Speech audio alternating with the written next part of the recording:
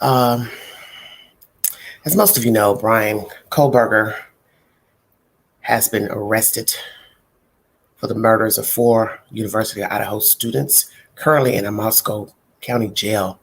For 1 month, he was free to walk around and roam. What was he doing? Court TV has brought forward information asking the question, what did he do after the murders? So we will also use that in conjunction to my title. What did he do after the murders? Where did he go? Assumingly, he discarded items such as the weapon, perhaps, or his clothing. Or did he leave behind a weapon and they have not revealed that yet? And once again, for 1 month, he was free. Where was he? Besides going to school, what was he doing? Was he out looking for another victim or a cooling off period, as many experts have assumed? Has he committed other crimes before this crime here? Some may think that this was a sloppy crime because he left behind evidence and that he's done this before and he got cocky, became allegedly cocky, arrogant, which we believe he's already arrogant, and he messed up. What's the truth? Has he committed other crimes before? And once again, 1 month free. What was he doing for that 1 month? Court TV is the source. Thank you for joining me. This is The Vault. Trace the bizarre rap taken by the man police say murdered 4 University of Idaho students. We'll show you where he went right after the murders, then follow the path he took the following morning after he returned to the scene of the crime. Court TV is on the ground in Idaho following the evidence. Alfred Politan, thank you so much for joining us tonight here on Closing Arguments. It is just a criminal cliche. The criminal always returns to the scene of the crime. I don't know if it's true, but wow. It is, in this case, the case of the man accused of murdering the 4 University of Idaho students, Ethan, Xana, Maddie, and Kaylee. This, to me, is a fact that speaks volumes and can be very powerful and very persuasive for a prosecutor in a courtroom, like I was. It tells a story. Like, there's 2 questions, right, that a lot of people want to know. One is, like, why? Why would he allegedly do that? Why would he kill these 4 students? Why would he target them? To me, the answer to that is very simple. And it's the same answer as to why the accused killer would return to the scene of the crime. He's a psychopath. He's a psychopathic killer. There's no connection to the lives of these people. There's no rational motive that you could speak about, or classic motive like money, jealousy, or anything like that. Ladies and gentlemen, this is what I would say to the jury if I were the prosecutor. This is a case of, we could try to get inside his mind, but it's a dangerous place. Yes, very. It's a place where evil lives. The evil that could do what was done here, the same type of psychopathic evil that would want to return to the scene of the crime to see the reaction, to see what people are saying and what's happening there. That's who returns to the scene of the crime, ladies and gentlemen. That's what I would argue as part of the story. Now, another part of the story, of course, in addition to the why, is who.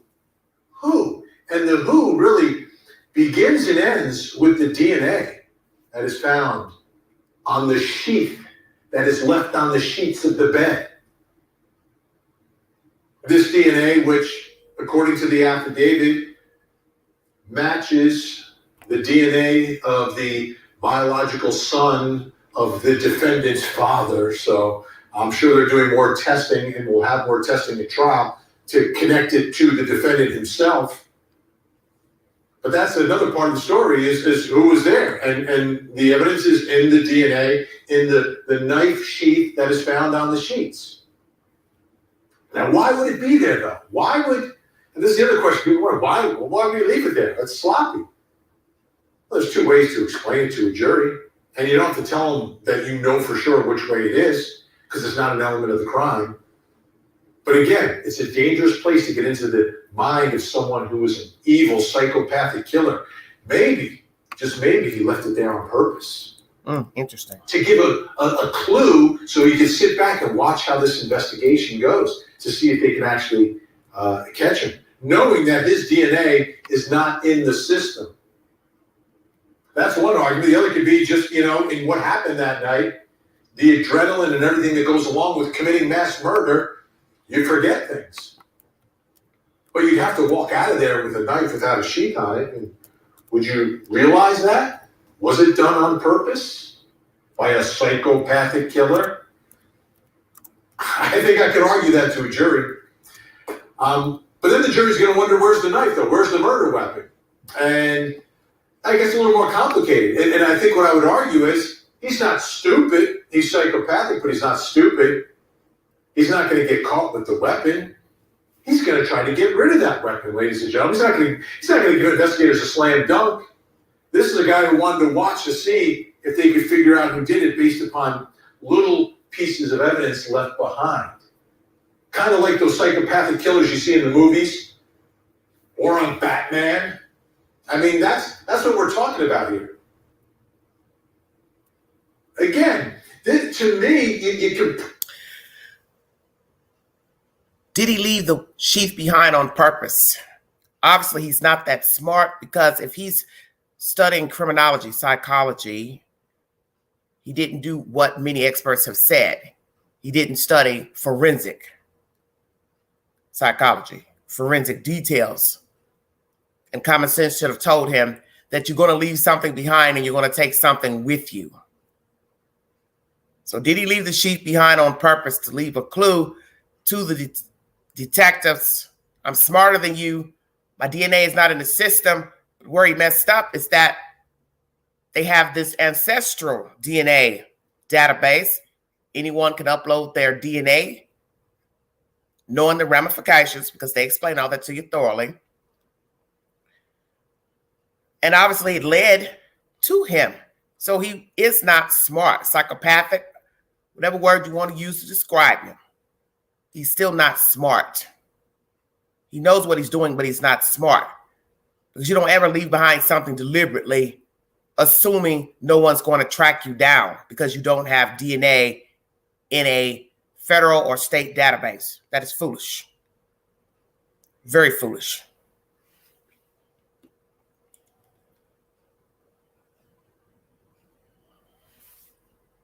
Where is the knife? Did he hide the knife or discard the knife? Again, to me, you can put all this stuff together. While it doesn't make sense, you don't have the answers, it does make sense, and you do have the answers. Now, where could the knife be? Well, there, it might all be connected to his Hyundai Drive. After the murders, where did he go?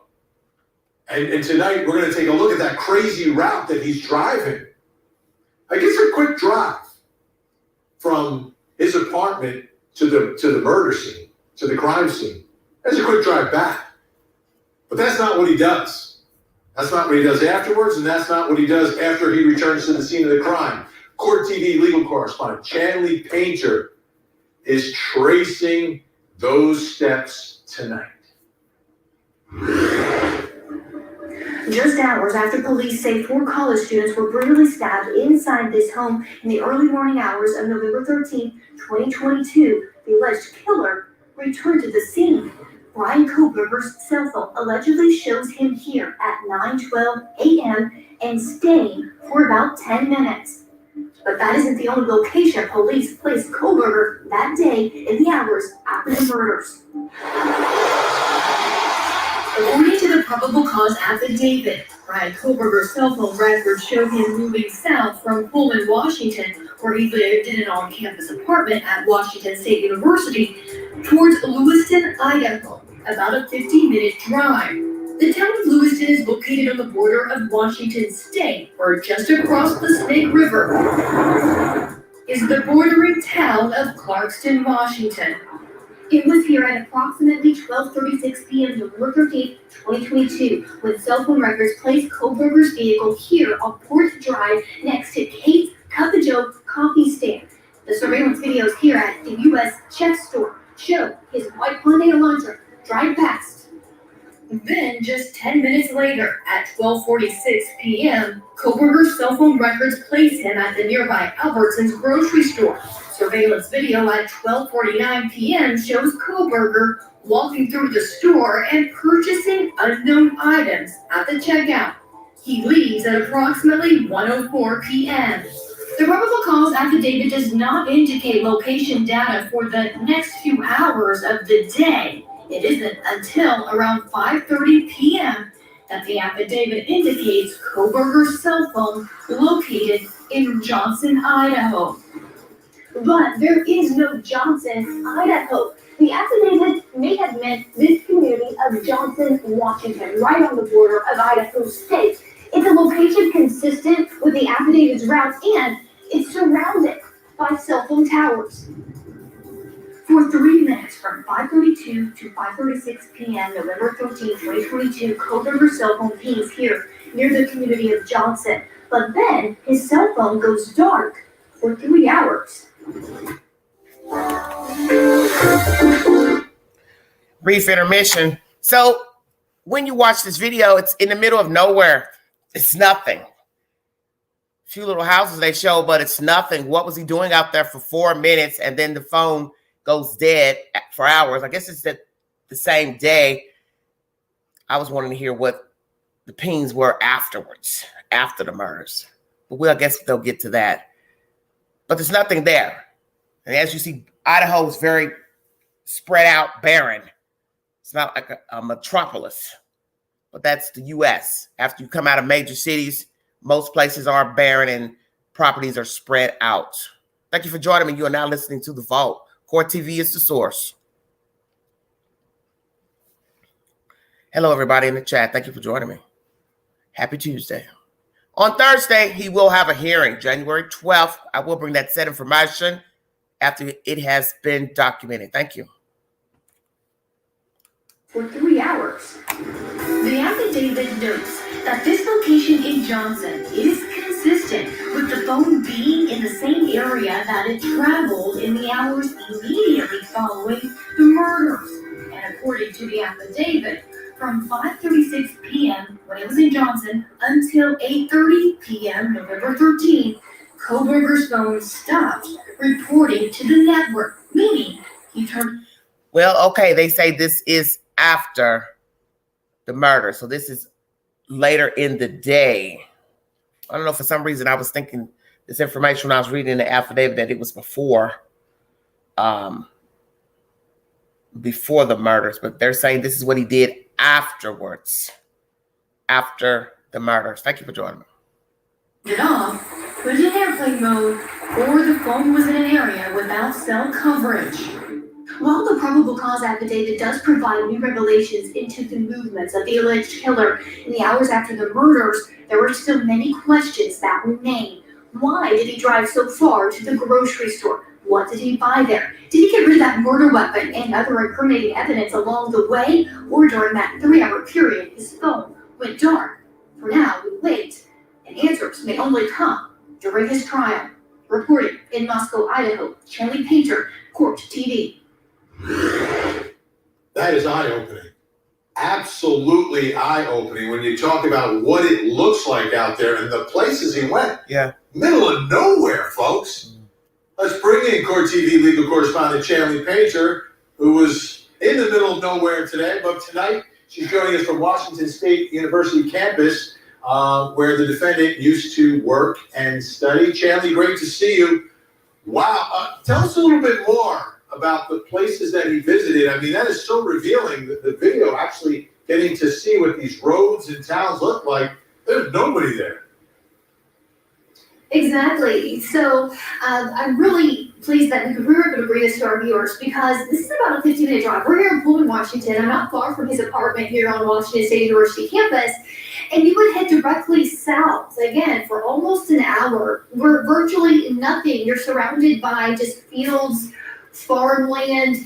You can see though, there's a lot of cell phone towers between here and Lewiston, Clarkston area, which makes me believe that a phone would not be without cell phone service in any of the areas. I did not experience that in any of the places, as rural as we were, trying to retrace the movements of Bryan Kohberger based on his cell phone, November 13th, 2022, as well as, today. So here's some video. I mean, this is what it looks like. This video of the Snake River where it intersects with Clearwater River. This is really on the border of Washington State and Idaho, where Lewiston and Clarkston are, that we showed you in the package. And, speaking to so many locals as we made this trek yesterday and today, this is a river that moves swiftly, Benny. It's a fast-moving river. There's a lot of fishing boats out on the river. Is this a possible spot where items could have been discarded along this journey, this trip? And where his phone last pinged in Johnson, Washington area, which we had to do some Core TV investigation to find this area of Johnson, Benny. The affidavit says Johnson, Idaho. There is not a Johnson, Idaho. We believe, based on our investigation, based on what this affidavit says, Johnson, Washington, it's a community, it's a neighborhood, it's an old farming community, neighborhood, as they call it, where there are so many cell phone towers. So he could have actually either been in Johnson, here's a map depicting this route that we took, or he could have been close by. He could have been on the main 195 highway and still pinged on the tower serving the Johnson, Washington area, or even anywhere around that area, because there are so many towers. So it was just interesting to see the remoteness of the drive from here in Pullman, Washington, south to Lewiston and Clarkston, the next major town. There's the only sign in the state of Washington to Johnson right there that we just showed. We scoured the area. There is, if you put in Google Maps, just to mention, in Idaho, or Johnson, Idaho. When you look at the demographic, naturally, it is barren. I think we all know what he was doing out there, because when they show you the peripheral after you leave basically what I would consider city limits, it's nothing. Cell phone towers and land and trees. So I would assume he was discarding the weapon, trying to find a safe place to discard it or hide it. I won't doubt that he tried to hide it more than throw it away. Maybe dig a little small patch of dirt into something and hope that no one finds it, no animal grazes through it.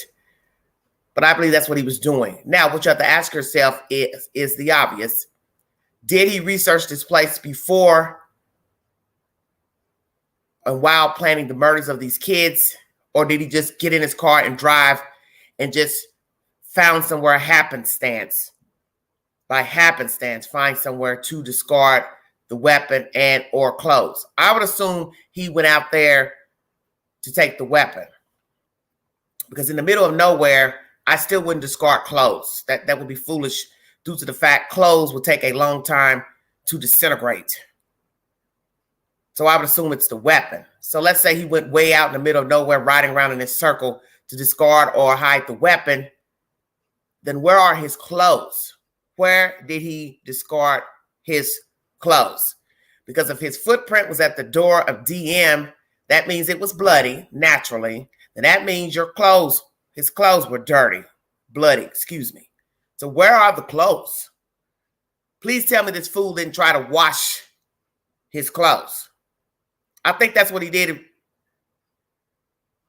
Maybe he went somewhere, already had a change of clothes in his car, went out from a barren road, undressed like a fool, and then put those clothes in a plastic bag and just dumped them somewhere along the way. But most places have cameras, even in the back of buildings where dumpsters usually are, on the side of buildings. You still are risking being seen dumping something in a garbage bin. So where are the clothes?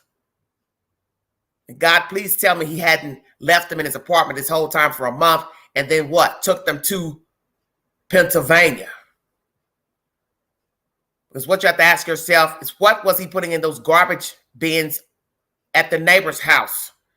Things that he touched, which is stupid, because they had already tracked him. So he should have known they're going to get the DNA one way or the other, and they did. Little did he know. They already had an ancestry DNA of his father. It's not bright. School smarts, but no street smarts. Court TV is the source. If you put in Google Maps, just to mention, in Idaho, in Johnson, Idaho, Google Maps will take you about 2.5 hours from here towards the Nez Perce National Forest. That is not a town. It is a road called Johnson Road. It could have been an old kind of community, or what they call a grape farming grange here in this part of the U.S. But that location, it just does not fit with the facts of the affidavit saying that this particular location in Johnson would have been consistent with the route he took immediately after the murders, hours before, allegedly. That's amazing that you picked up on a mistake in the affidavit, and it's understandable because, Washington, Idaho, right next to each other, traveling back and forth. It's a little sloppy. I'll give you that. Absolutely sloppy. But what you're saying makes a lot more sense than being 2.5 hours away on some road, because that makes no sense. This is much more consistent. It seemed like there was a lot of flat land that you were driving over. Is that consistent with what you experienced today, or is it rolling hills? It doesn't seem to be any sort of dense wooded areas, though. No dense wooded areas. That was the 2.5 hours away, which we did drive that yesterday. That was hilly.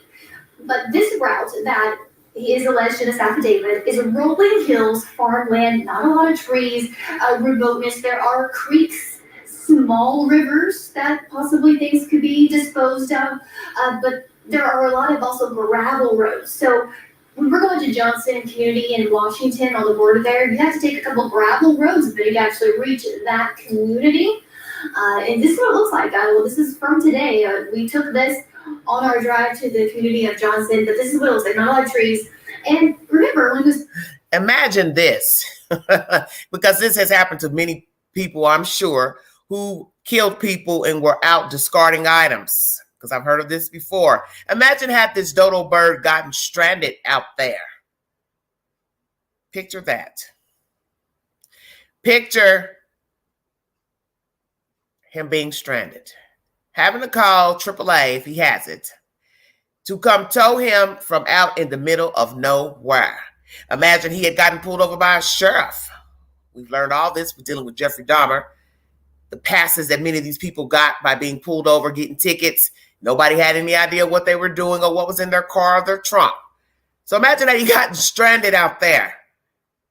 He would have been sick, because the first thing the tow truck guy would have said, how'd you get stranded way out here? What would he have said? Oh, I got lost. First thing he would have said, tow guy, well, don't you have GPS? Well, what are you looking for out here? There's nothing out here. You have a friend out here? You work out here? Because there's nothing out there unless you know somebody. Live in a house.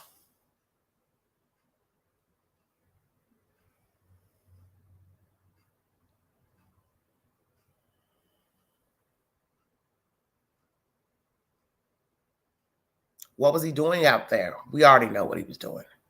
But what would be interesting, had he gotten stranded, he would have been sick to death, because he knows somebody will be questioning, why are you out here? And of course, naturally, you're entitled to drive wherever you want. You can take a day drive. You're curious. You're trying to find something, a park, a river, whatever. It's your business. You can't tell people where to go in their own car.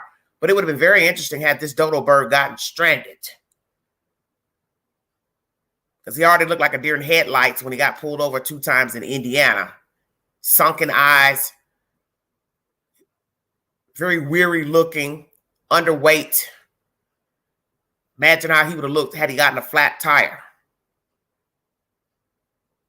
Trying to decide, what type of excuse am I going to tell the tow guy why I'm out here? But he probably would have made up something, because usually sick people, they're good at lying. And I think he's been a pathological liar, because usually people who like to toot their own horn a lot and are narcissistic, they tend to be pathological liars. Court TV is the source. When he was making this around 5:30 at night, it would have been dark at the time that he was pinging from these multiple cell phone towers in that area. Yes, everybody. And I mean, super dark, no street lights, unbelievable. And it makes no sense. And I mean, I'm trying to think of a reason to go down there. I mean, Albertsons is great. Love Albertsons, but I'm sure there's a place a little bit closer that you could go to. You don't need to go to that one. All right, let's talk about what's happening at the University of Idaho. Students coming back to campus, and students coming back to campus probably in Washington State also.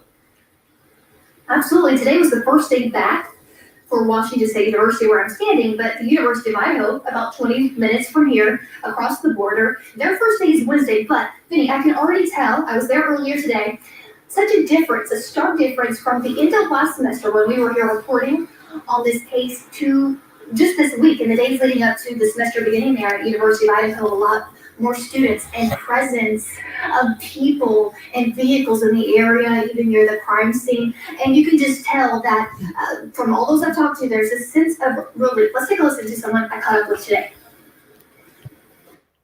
America just made history. Brief intermission. Thank you. School starting back tomorrow for the University of Idaho students, and yesterday, Washington State. How do all these students feel? Because he's affected both schools. He attended Washington State. He was hiding in plain sight on this campus around students, faculty, and then he was roaming around Moscow, hunting victims, executed a plan and killed 4 kids. And what are the 2 remaining roommates going to do this semester? Will they go back to school or transfer to another university? Very interesting information. And they also have footage of one of the remaining roommates, DM, allegedly running near her home. Take it as you will.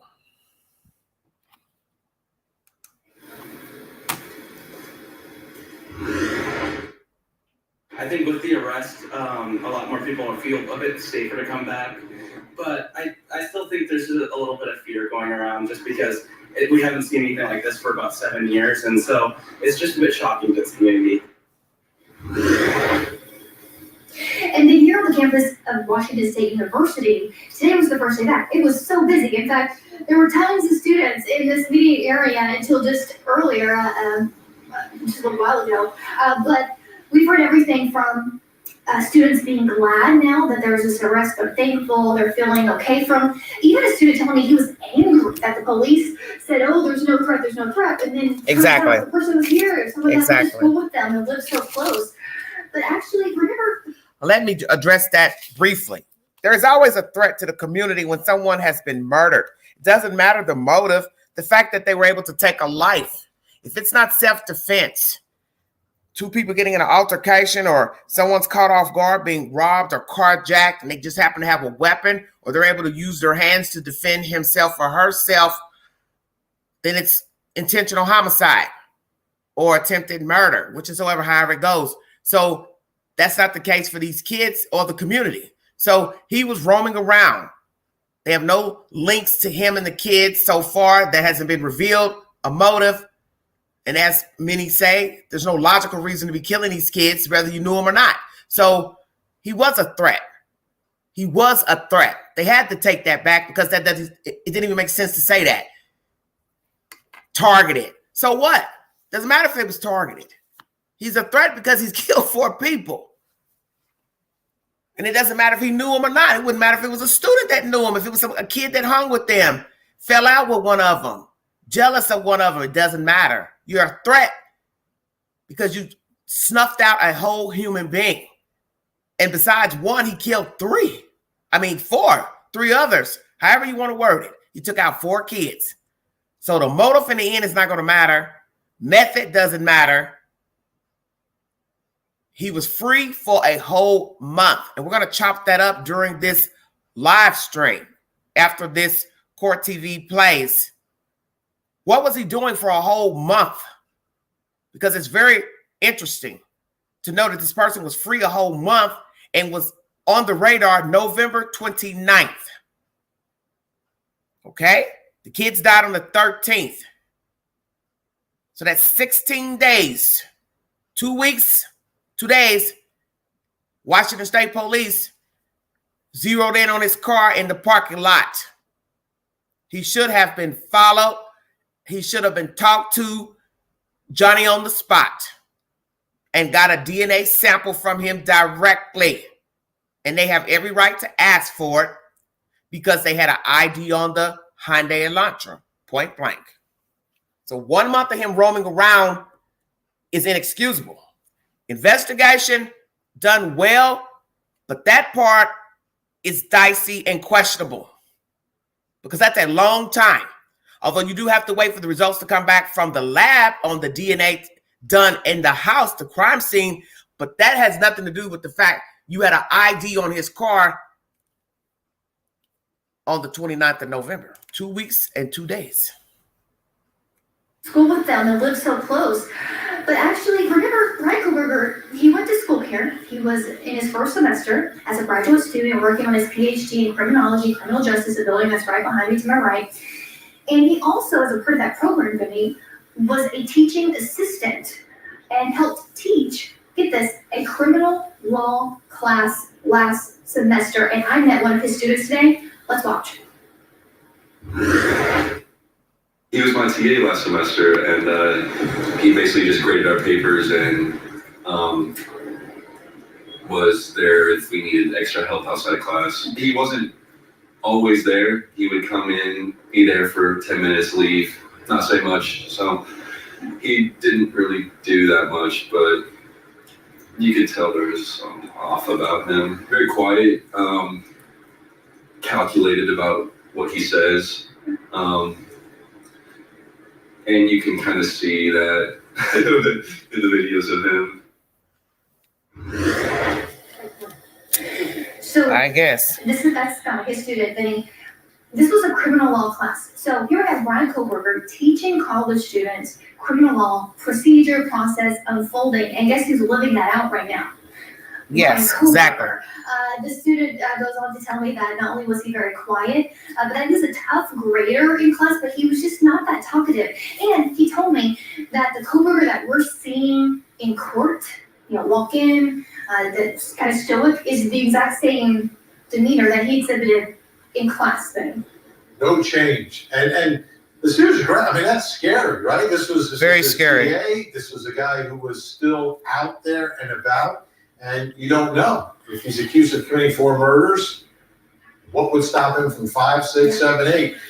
He's in. Exactly. He was a threat to the community. He is still a threat. He is a threat even in the jail. Because 9 times out of 10, he knows he's not getting ready to beat this case. So he could easily snap someone's neck, build him a weapon while in jail, and cut somebody else's throat, slice them up in that. And you've seen many inmates who end up attempting to kill somebody or kill somebody in prison because they know they're not coming out of there. What do I have to lose? I'm not going anywhere. Kill somebody else, choke somebody else out. And I would be very leery to be near him as a woman, whether it was a nurse, counselor, pastor. I would not be going in there trying to talk to him as a woman. And that attorney, God help you. That's your job. That's your chosen profession. He has the right to counsel. It's the Constitution. But nonetheless, he snuffed out 3 females, and you're a female sitting beside him with long hair. He doesn't even like women. And I wouldn't be surprised if he's homosexual. Because many men hide behind homosexuality, and they also lash out at anything that mimics homosexuality, bisexuality. They may pretend that they believe in wholesome lives and traditional families, when all in all, they're hiding their sexuality from people and their family because they know they wouldn't be accepted or approved of. And that's been asked as well. Is this man possibly bisexual? You have to ask all those questions because you don't know him. Nobody knew him. He's walking around this school teaching kids and walking around like a fucking zombie and a damn robot when all along he's up here plotting to kill some kids 15 minutes away. He was a threat. And that's what's so scary about him being free for a whole month.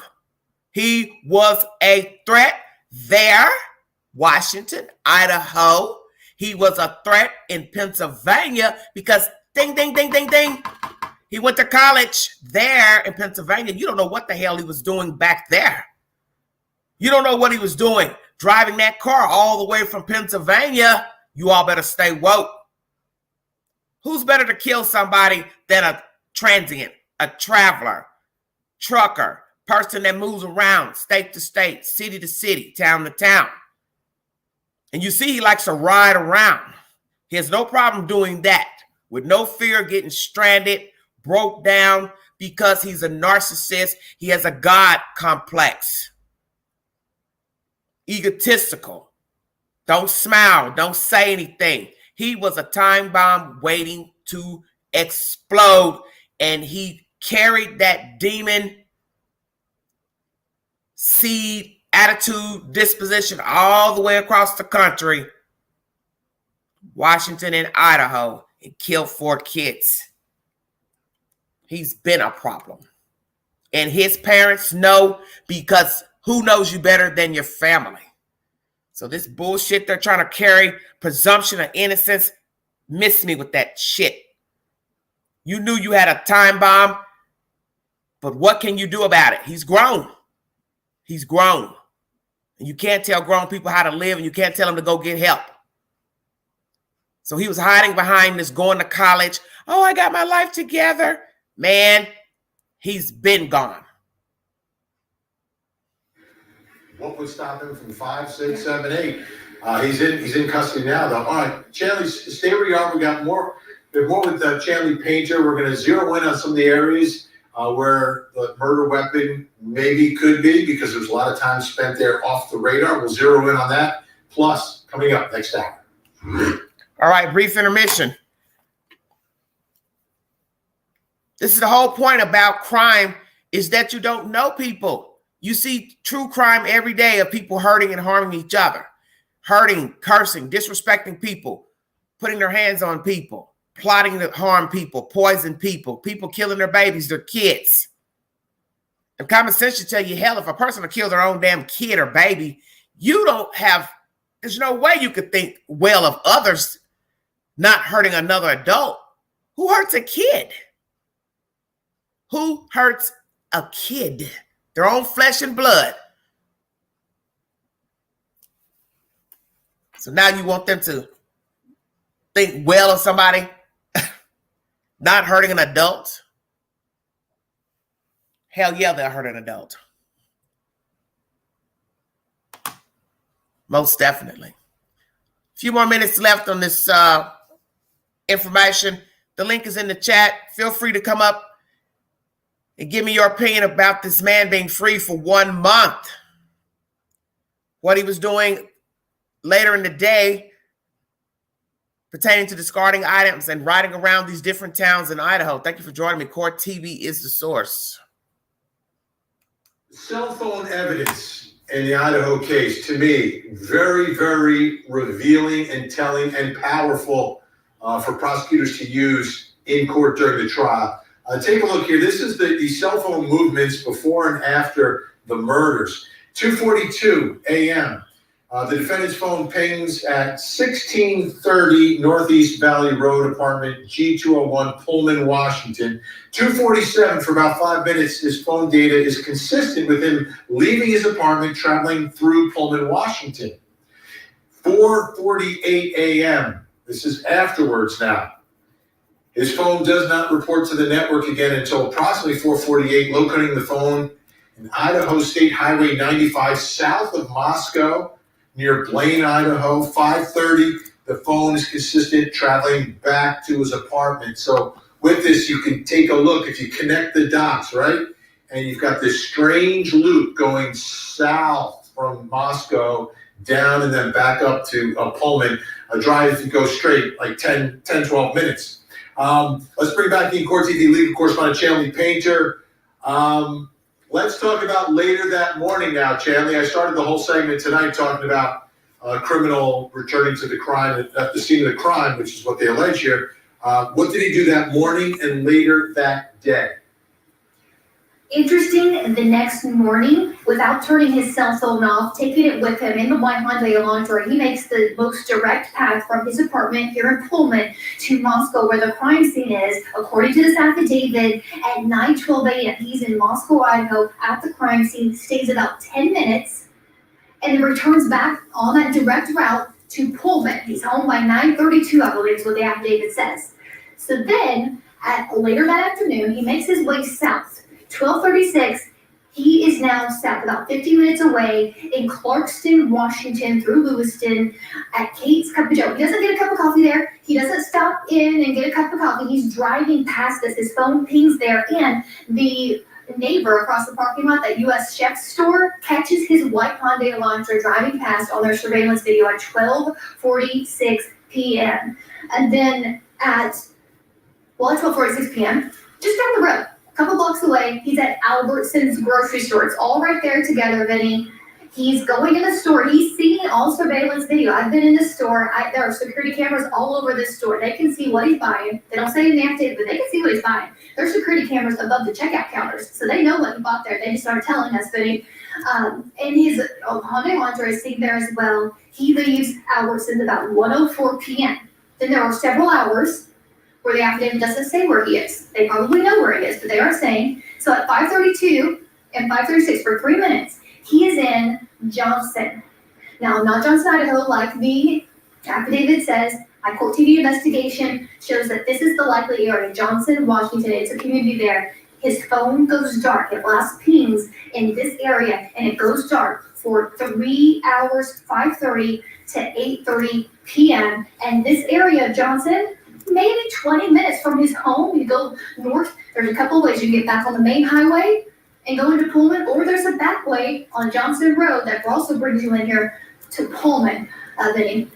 So is there any overlap? Is it the same route that they allege right after the murders? Because I'm looking at it, and we had a loop, and I see kind of like half a loop there. What can you tell us? There is, Vinny, and the affidavit points this out, that where his phone is pinging there at Johnson is consistent with the same route he took hours before, allegedly, immediately after the murders. Here's the maps put together.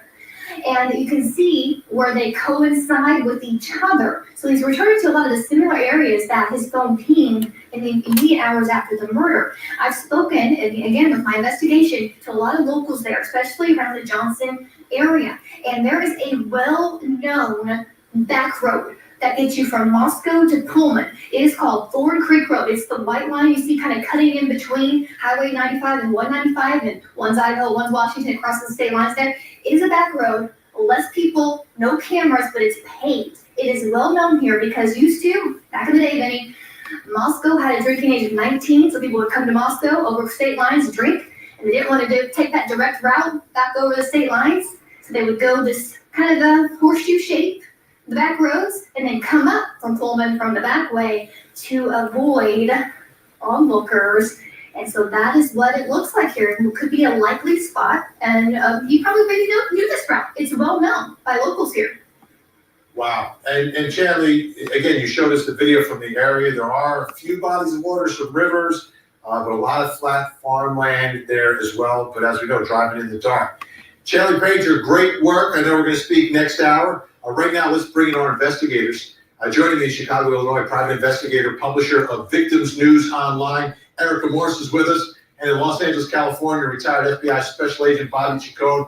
Great to see you both tonight. Erica, what are your thoughts about this crazy drive that's alleged after the murders, and then the following morning, right? He returns to the scene of the crime, and then seems to go down south again to this area, stopping at Albertsons and driving past the coffee shop. Well, the whole thing's just crazy, and we're learning, more and more every day. I kind of reference it to what you would call an old bootlegger's road. It's just the easy way back and forth, and it is the road less traveled. So of course, that's the way he's going to try to move. In terms of going back to the scene of the crime the next day, the one thing that I get stuck on, this was a massive situation. And at one point, he was going to check the news. No coverage, no anything, no mention of this. If he had a conscience at all, I would expect he was starting to get nervous. Then he goes back and checks, no activity.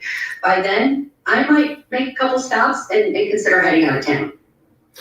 Bobby Chacon, one of my thoughts here is that we don't have a murder weapon, and there's opportunity, it seems, in this route, lots of places.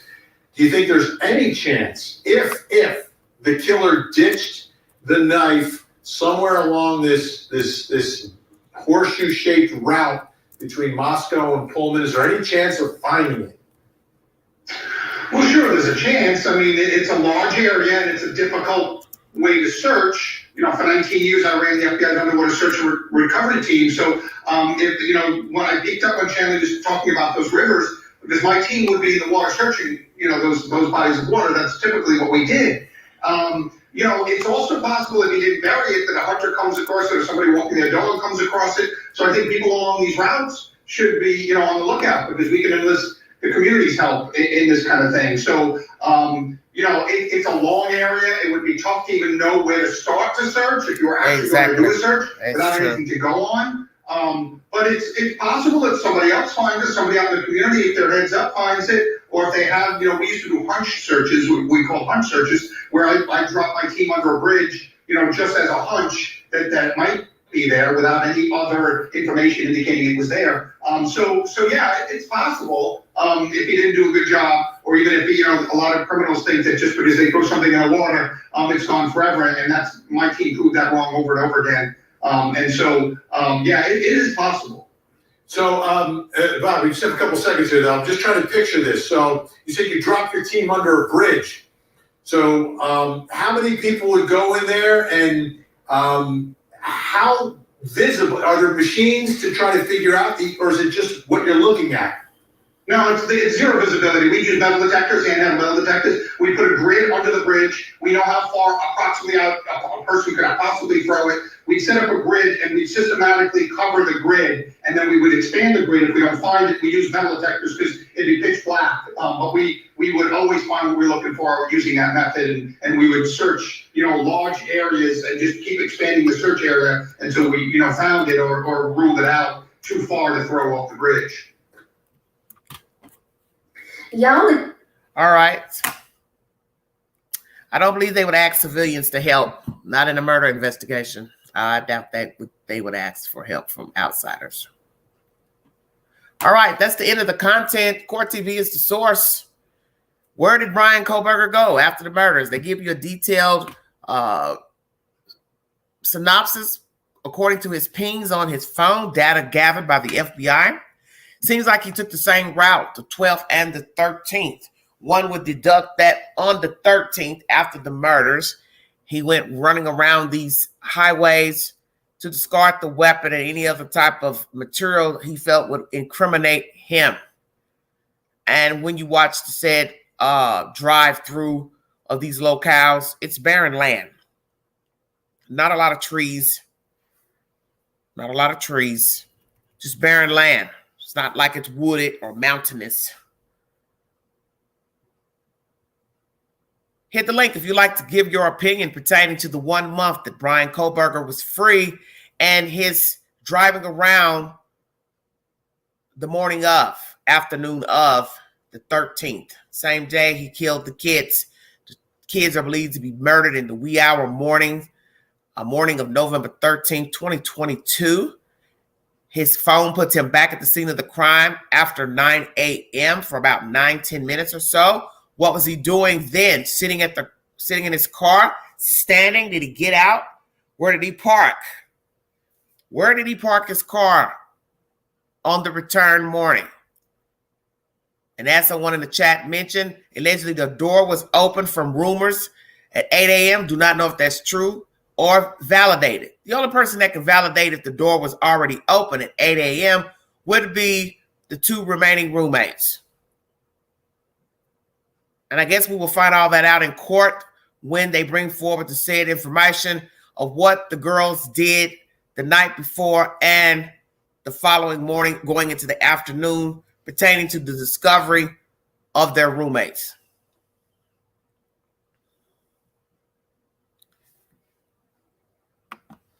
Well, I'm assuming we will find all that out when the father touched down on Washington soil.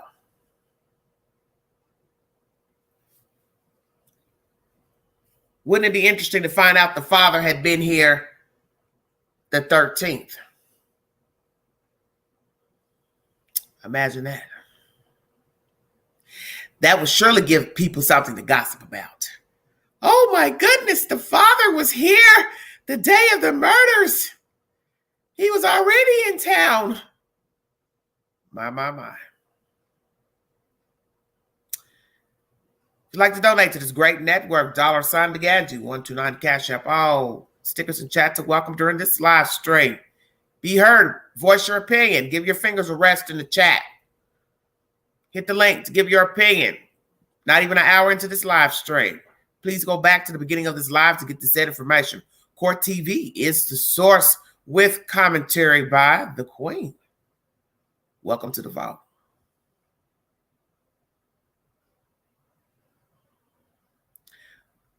Well, Zarp, I don't think it's going to be a good idea because then you have to worry about prints and all that kind of stuff. And if somebody found it, would they forget not to touch the knife? Because if somebody was just out rummaging around, they might see the knife and not even think about the Idaho murders and just pick the knife up. Are they going anywhere in that vicinity, FBI, state police, to look for the knife? That's a good question. Have they been out there in that general area looking for the knife, looking down that highway? You're talking about stretches of road. It's a lot to do to just get out. Because you don't know if he just decided to park his car and walk out in the middle of the field and drop a knife and come back. Or did he bury it in, shallow dirt? You don't know.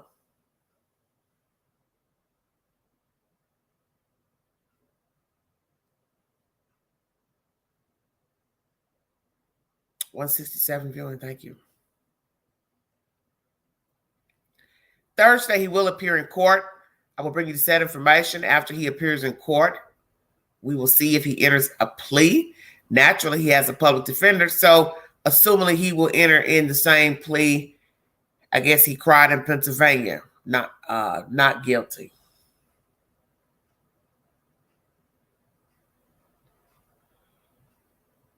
Well, that's what I'm saying. You don't know who might find the knife and they put their fingerprints on it.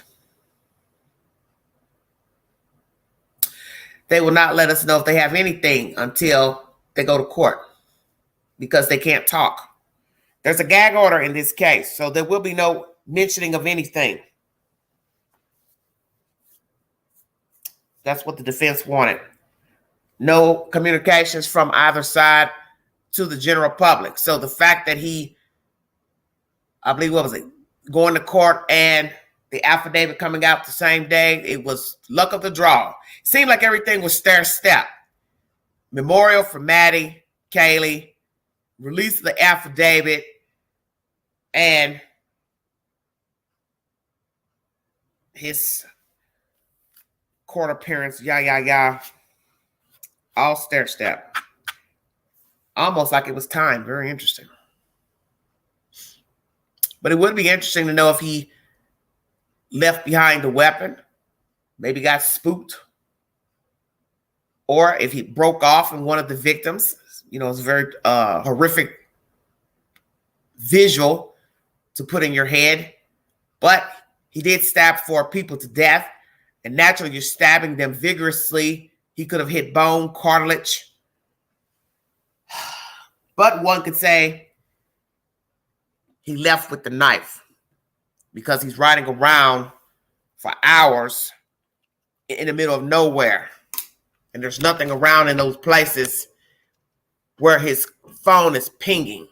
because in the locations where he was traveling, there are a lot of cell phone towers. And by the grace of God, they were there. But this is the American dream, modern technology. So they have to put up these towers so people can have access to phone service. So let's be thankful for the cell phone towers. Because imagine if they weren't there. You wouldn't even know he was out there. And the fact that he's new to the state,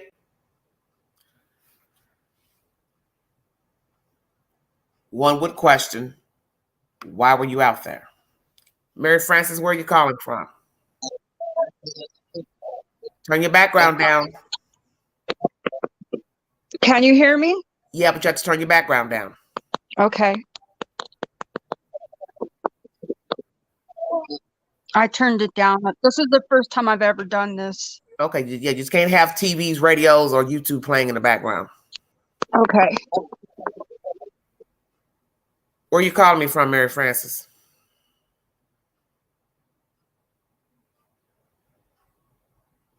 Can you hear me now? Yes, where are you calling me from, dear? Colorado. All right, what do you have to say about the 1 month he was free and the going around and around in circles, the 12th and the 13th in the same locales, day 1, day 2, after the murders and returning to the crime scene? Go ahead. I think he was getting rid of evidence. Okay. Trying to cover his tracks. Okay. Do you believe he discarded the weapon somewhere in Idaho or Washington State? Washington State. Okay. Why? Because it's far away from the murder scene. And it's probably more secure area where his family is. What family? His parents. No, I don't understand what you're saying. Are you saying, listen. You mean Washington State where he was in yeah, that's not Pennsylvania. College? Yeah, okay. So you think the weapon is in Idaho or Washington? I think it's in Washington or Pennsylvania. Oh my God. So you want me to believe he kept the knife and carried the knife to Pennsylvania? Yes. That'd be very risky. Well, he took a lot of risks anyway. Yeah, but now you got to explain what he was doing running around for hours the day of the murders. After he killed the kids, he's out in barren land just riding around. So what do you think? He was just riding around listening to music? No, I think he was trying to figure out what to do next. Why would I need to drive around to figure out what to do next? Because he didn't have a plan to begin with. He didn't have a plan to begin Well, with. if he would have had a plan, he wouldn't have got caught. Yeah. But see, that's the whole thing, Mary Frances, about planning a crime. 50 ways to plan the murder, 100 ways to get caught. He's not smart. He's book smart. See, that's the thing. Book smart people assume is that I got smart knowledge of a book, science, mathematical, English, but having smart of scientific, mathematical, it's not the same as street smart. Right. You're living in a modern technology era. So there is no walking around and not being seen. It's just very rare you're going to go somewhere and not be seen. Right. So you've left behind a sheath. God forbid he also left behind the evidence if he got cut. We don't know what he did as far as I've said, excuse my French, he could have ejaculated while he was there. When he got off, he could have urinated while he was there. He could have used a washcloth or anything. See, we don't know. So right. You've left a footprint. Did he throw away the shoes?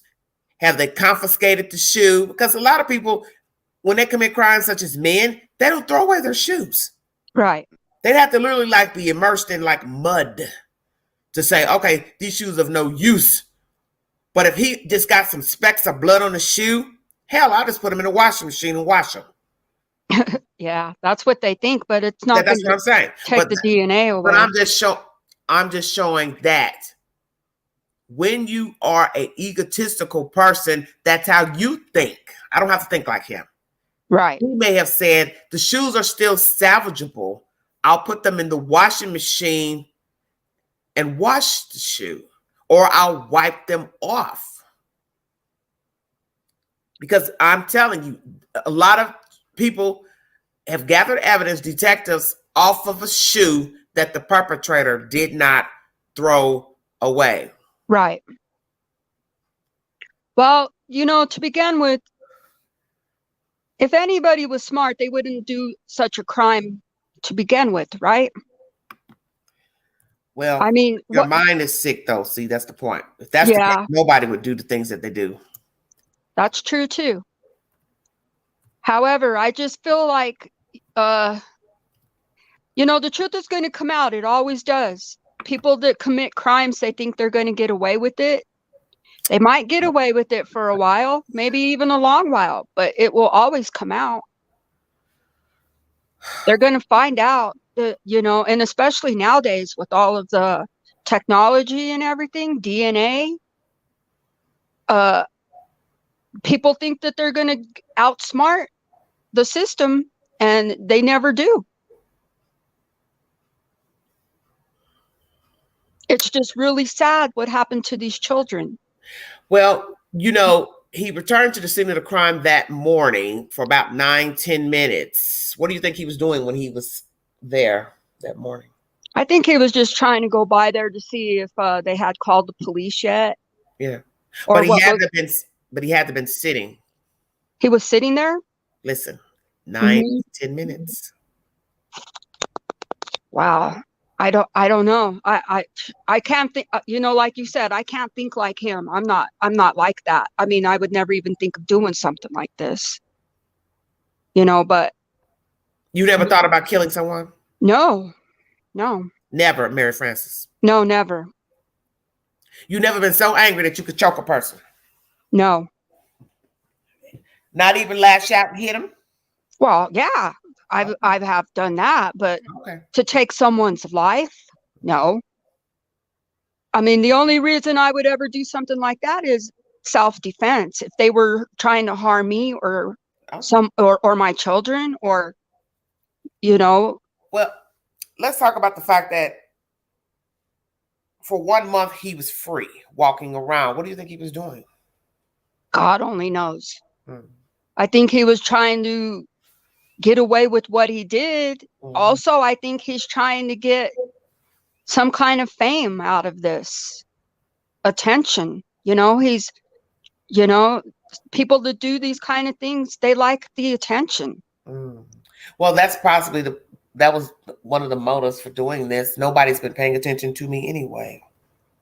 Well, I've been paying attention to you. No, honey. I'm talking about that's what he's saying to the world when he killed the kids. Right. Nobody's been watching me, paying attention to me. Right. Validation, rather. Yeah. I don't know why they let him go twice after they pulled him over. Well, allegedly, Indiana police said they had no knowledge of a warrant or him being a suspect or anything suspicious about the vehicle. Yeah, well, I don't understand if there's a murder that went on like that wouldn't go through the whole country. Well, I just think it's strange because they put an APB out on the car locally. So the car got a ping on the 29th in Washington State Police Department. So I don't understand why, if he was allegedly tracked cross country by the FBI, drones and satellite or whatever, why they wouldn't alert other officials to say, we're not issuing any arrests as of yet. We're trying to track him so we can get DNA. This is a very strange case. Right. Right, because the car they just wanted to know whose car it was and who was driving it so they could get information. But still, with something like this, don't you think they would have put it out through the whole country?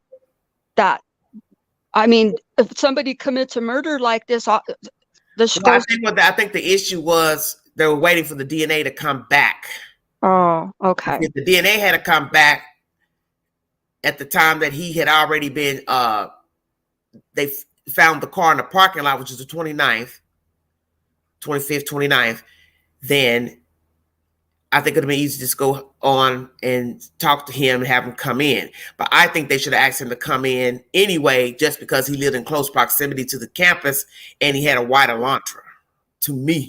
Whether the DNA came back or not, it doesn't matter. You have a ID on the car. So it really defeated the purpose saying watching the car, but then you don't say anything to the suspect. You could easily just call them in and just said, hey, a water launcher was seen near the scene of the crime or a witness. You know, they know how to word it. And then have him come in and talk to him and just see how he behaves. And then you watch him. And then you gather the DNA either directly from him or by surveillance. And then you wait till the evidence come by and see if it matches the DNA sample you got from him. They should have a DNA sample from him as soon as they spotted the car and realized who he was. That's the part I don't understand about this. Right. I agree with you on that. I don't understand that either. I don't know. It's crazy. It doesn't make sense. None of it makes sense. Well, I will say they did a good job. It's just the traveling cross countries was a bit extreme. Yeah. Because he could have gotten himself into anything. And then what would you have done had he veered off the path and found his way in somebody else's apartment or house? Right. You wouldn't be able to explain that logically to anyone. Right. Yeah. I don't know. It's baffling. But it's heartbreaking. Do you think his parents believe that he's guilty now? I think they know, but I think that because they're his parents, they're gonna, try to still protect him. But they can't protect him. So you mean support him? Well, right. Support him. Yeah. I can't imagine even thinking that my child has murdered 4 people with my personality, because I have to speak on my own personality. I can't, that's just, to me, just unforgivable. You snuffed out 4 people for no reason. Right. I agree.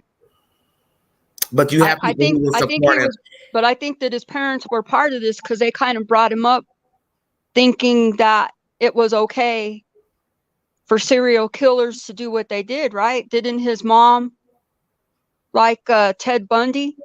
I don't know anything about that. Yeah, that's what I heard, that she had put a news article in some paper that said that she was kind of supporting him. Okay, see, that makes no sense. Yeah. Well, now that's just a rumor. That's true. So we don't know. But his childhood is a factor in how he came to be this person. Right. That walked in that house. So we do not know how he was treated as a child. We do know that he was overweight, that he was awkward, but he did talk. So it's not like he didn't talk. I don't think he was that shy, because that one girl who was a friend of his said he wasn't shy. He could talk, just awkward. So somewhere down the line, BK didn't know how to talk. And that's a very tricky situation when a person doesn't know how to conversate. And I've met many men who don't know how to conversate. That some only know how to talk to you sexually, let me say that. That everything is sexual and physical. Oh, you look good. You look nice. You smell good. Oh, I like the way you look, the way you shave, blah, blah, blah. But when it comes to just basic conversation, how are you doing? How's the weather? What'd you do today? What do you think about COVID? Things like that. They do not know how to conversate about basic things. And I've seen that in a few men I've met, and I see this more in men than I do women, that they really do not know how to converse and talk about basic things that go on in the world, because one, they're devoid of emotion. And I have lately can say I have attracted people who are this way. They are devoid of emotion. They have no empathy for people because how they conduct themselves. They're mad at the world. They're mad at this person. They're angry at mama, daddy, cousin.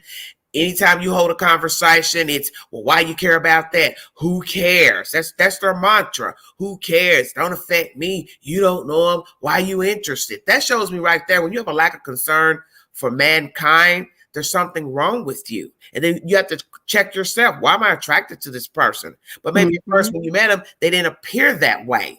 Right. Then as you started dealing with them, the nonchalant comes out, and then you start saying, what's wrong with this cat? Then that side comes out.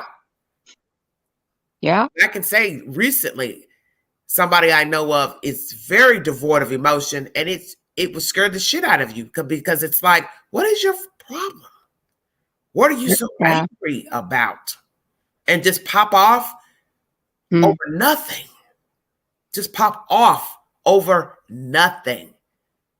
Yeah. Absolutely nothing. And it's like you're a walking time bomb. Some people are raised to not. Well, this person has anger issues because of their childhood. So see, this is what I'm saying about how you're reared. Okay. Although their issue is about their biological parents not knowing them, the point is somebody else stepped in and raised them as a young person. Allegedly, that person did a good job. They had a good relationship with them, but they're hanging on to the fact of the people that they don't know. And they're mad about that, which makes no sense, because why are you holding on to somebody that you never even met? In all actuality, they shouldn't even count in your head because you never met them. You understand what I'm saying? Hello? I guess Mary Frances fell off. Thank you for joining me. Well, you're going to see people as things when you are devoid of emotion. When you do not have empathy for anyone, the people are things to you. Even the people that you might even say that you like, or that you're cool with, or that you tolerate. You may feel a little something for them, but in the end, it's never going to be enough feeling, because you can deflect and detract and get distracted easily because you're in your feelings, and your feelings come first. You feeling some type of way, you feeling funky, you feeling like they spited you, they wronged you. Hey, you ain't got no use for them. Hello? I'm sorry. I don't know what happened. Yeah, that's fine. I just didn't want to just, hang up like that, or. That's okay. Hey, it's Queen, baby. You know. I know. I just wanted to tell you thank you, and I appreciate your honesty. Thank you. You have a good day now. All right. Have a good week. Thank you, Mary Frances. Okay. Bye-bye. All right. Bye-bye there. Saddens me when a person doesn't see the great value for every human. Well, Jeff, you can't see the value in every human because you don't know every human.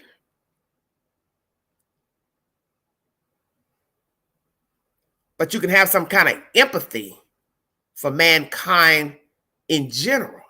I don't have to know you to like you. As I've said to somebody once before, and I say this because I always speak from experience. Yes, hanging with yourself. And I'm glad you said that, because Queen hangs with herself often. So I am my own best friend. I don't need company 24 hours a day. I don't need somebody to come over every day. I don't need somebody to go to the mall with me, because a lot of women are like that. They're very needy creatures. They have to have somebody around them all the time. They can't do anything alone. And I'm glad you brought that up. Can't eat alone. Can't go to the picture show alone. You should spend more time with yourself, because you will learn yourself more when you're alone. If you have to have somebody around you all the time, you're in bad shape, because you cannot assume you're going to always have brothers and sisters and cousins and friends around. And usually people who need people around all the time, they couldn't stand on their own anyway. And that's not to be disrespectful to anybody that's listening to this, but you need to know what it's like to be by yourself for an extended period of time, because what are you going to do when there isn't anyone around? When there is no mother, no father, no brothers, no sisters. There's no neighbors, there's no friends, there's no Facebook. You are to yourself your own devices. You're going to be in a bad way. So you need to learn how to rely on self, because self-preservation is first. But as I was saying about empathy, it's a dangerous thing when you don't have any empathy for people. As I was saying, people could be running out of a burning building. The building is on fire. But somebody is left behind to die in the fire. I can spin this story to a certain person, or two, matter of fact, And they would feel nothing if I was to say, a building burned down in Idaho yesterday. 5 people died in the fire. I know somebody right now would say, well, it doesn't concern me that a building burned down in Idaho. I don't know them. It's not my son. It ain't my daughter. It's not my family member. So what do I care about a burning building in Idaho? You see, when I hear a person talk like that, I have to use deduction because I'm a realist. Well, if you don't care about a building burning down in Idaho and 5 people being dead in that building and the other people being destitute with no place to live, then why would you give a fuck about me if my house caught on fire? How am I different than the person in Idaho that died in the fire or destitute? And I know this person would say, oh, but I know you. You're my friend. But see, I don't view it like that. Because how can you separate me or your son or daughter from the people in Idaho or New York that died in a fire? It's a human being. But he's letting me know I only care about things pertaining to me. If it's not about me, my community, damn near my race, I don't really care about what they're doing in America. And that's, to me, a very dangerous human being. And I have met a lot of people like this, and they're usually men. They are detached from reality. They only care about their reality and their peripheral. If it does not concern their immediate family, they wouldn't care if the whole country burned down, so long as it wasn't their child or friend in the fire. That's the kind of world we live in. And that's what happened in Idaho, pertaining to 4 innocent kids. A very lonely, desperate, sick psychopath walked into 1122 King Road, devoid of emotion, sadist, egotistical, maniac, narcissist, godlike complex, snuffed out 4 kids. And he will not be the first, because let me say this to those viewing this live stream. You heard a young man from Washington State or Idaho, University of Idaho. They're talking about going back to school, things getting back to normal, glad the suspect was caught. But the one thing I think some of you are not thinking about is the fact that BK was a teacher's assistant. Stern, hard grader, empty, devoid of emotion, quiet, non-conversationalist. What makes you think there's somebody else sitting in a classroom who is the same as Kohberger? Walking around the campus just like BK. Walking around the town of Pullman, same way. Walking around Moscow, same way. Sitting in the gymnasium holding a candle, same way. And I thought about that when they had the memorial at the gymnasium at the University of Idaho. You have all these random people walking around holding candles and staring off into space. And I told myself the obvious. Just like everybody is sitting here trying to figure out who the killer is, people pointing fingers and daggers at their friends and associates, somebody in that room, school, campus, town is just like the killer. And that's what people fail to understand about true crime. Is that for every story that pops off of a death, of a murder, attempted murder, attack, there is somebody just like that person walking around.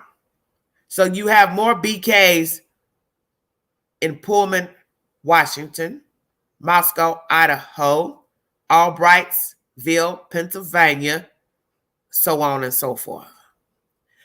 And just like these children and the townspeople and family are crying over these children, somebody today is crying over their loved one who is missing or has been gunned down, murdered, so on and so forth, by another BK. Because there will be another BK. There is, present tense, another BK. And I'm sure there is somebody right at that school where he was teaching could relate to his disposition, his thought process. There's another awkward, shy, introvert, wannabe extrovert, wannabe liked BK going to take the baton and pass it along. There's somebody else just like him.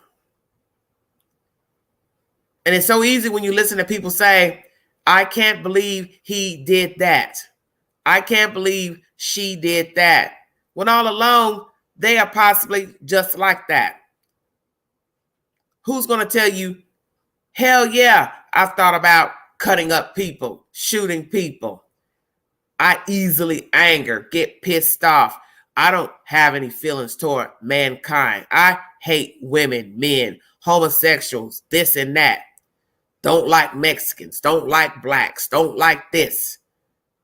People are walking around like BK all day, pretending to like men, pretending to like women, pretending to like children, pretending to like their family, pretending to like their job, pretending to like their school, or just overtly telling you, I don't give a F about anybody.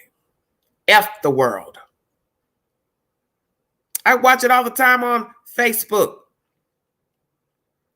Somebody I know of, don't personally know him, every post is negative. Matter of fact, let me read some of the posts this person posts to their Facebook account. And this is not to say this person is diabolical, a killer in the making, a sadist.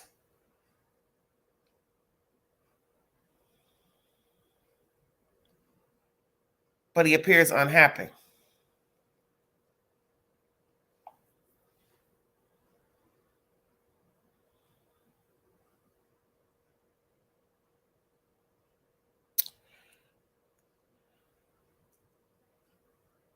Soon as she glued them lashes on, toxic bitch, activated.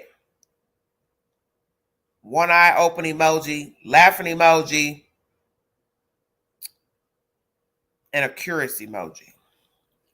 Let's read the response to that. Laughing emojis. Somebody says yes. Somebody has their eyes covered up.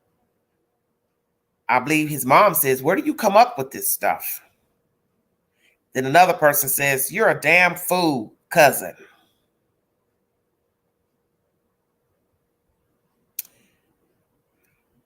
He shared somebody else's post 4 days ago. I ain't re-rocking with nobody. You knew life was too short when you crossed me. Now, I can agree with that.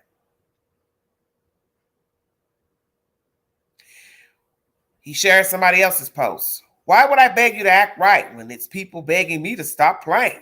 Hello.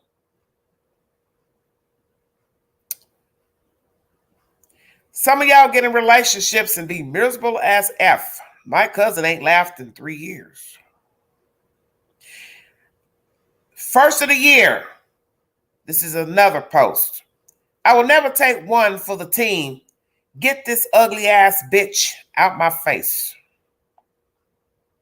Response. Laughing emojis. December 31st. New Year about to come in. Once again, don't text me now, bitch. I saw you and that nigga in them ugly ass pajamas. Wow. Woo! Mercy. Somebody responds. I believe it's his mother. Are you for real? Second person. Laughing emojis.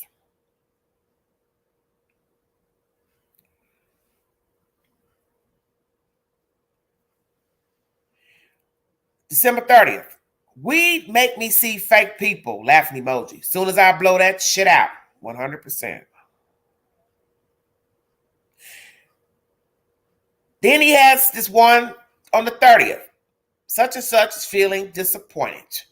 My BM, guess he's talking about baby mama. My BM move in every nigga she date. Shaking my head. Foster care ass bitch. Laughing emoji. Somebody responds, that's not nice, Mr. Such and such. Then somebody else says, which BM? Damn, that's deep. Oh my goodness, I'm dead. Then somebody said, not this one. I guess maybe that's one of the baby mamas. I don't know. Then somebody else replied at the bottom, damn, cousin. December 30th. From now on, you got to have proof of income to borrow money from me. December 29th. I do silent cutoffs. I like, damn, my bad if I forgot to tell you. I don't F with you. December 28th. Never cared if an ex upgraded or downgraded. Long as they got the fuck away from me. Laughing emoji. Then on the 23rd, he's sending a message to somebody. Oh, his mother sending it to him. Call me. 23rd, he says, I really just want to turn my life all the way around and give my life to God. 23rd, same day. Stay away from those people that think communicating is arguing. Now, I will agree with that. But some people are like that. Same day, he shares somebody else's post. You got to love those who love you for real.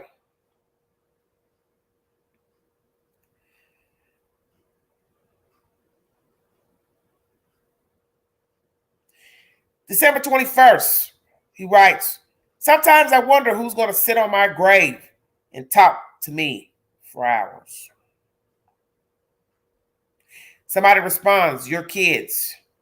Another woman responds, and hours and hours and hours. On the 20th, he says, y'all pretending to be crazy and I'm pretending not to be. Jesus. Somebody responds, facts, and somebody else says, period. Then he has a smart ass comment to somebody or whomever. Don't invite me over your house if your couch goes straight to hell when I sit down.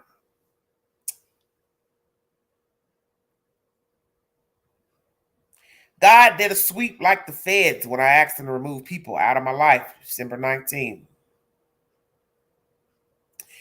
December 16th. You got to be able to stand on your own. I don't give a F. Who told you they got you?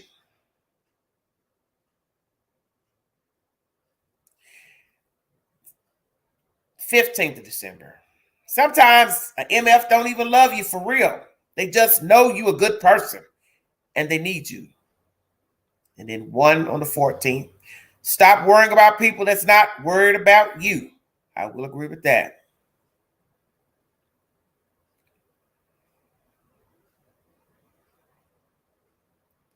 You can finesse a giver. That's what we do. Bless people who think they getting over. This person, I have a little bit of empathy for, only because you could see through the sharing of posts and his own posts that he's not happy with whatever has happened to him. And I'm assuming in a relationship or relationship plural. Somebody has, in his mind, wronged him.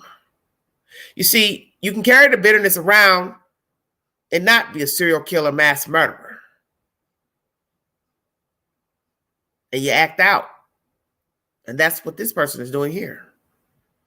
Posting his feelings and commentary to social media. As in with Kohberger, he decided to go find his victims and cut them up. But both are wounded. That's my point. That everybody deals with anger, disappointment differently. Exactly. What an awful view of the world. Well, as someone told me last night, they don't give a fuck about anything. Told to me directly. And I'm looking at this person trying to figure out, what is your problem? Nobody's done anything to you. Or I can say, I haven't done anything to you, to my knowledge. So why are you lashing out at me? I don't know what your problem is. And I realize that there's certain people you can't fix. And that's what the person said. You're trying to fix me. You want to fix me? I don't need fixing. I don't want to be fixed. You want me to be something I'm not. And perhaps the person is right. I was hoping you would want to be somebody else because you don't have to be this thing that you're carrying around, walking around like a robot. But see, that's the whole point. You can't change people.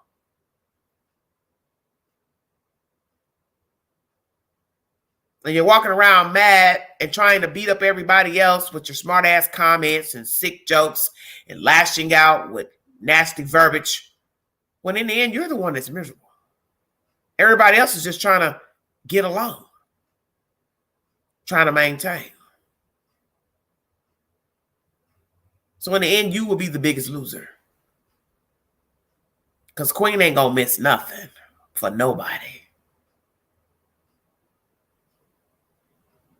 So you see, the world is filled with unhappy people. And there are days when all of us have bad days. We don't feel good mentally, physically.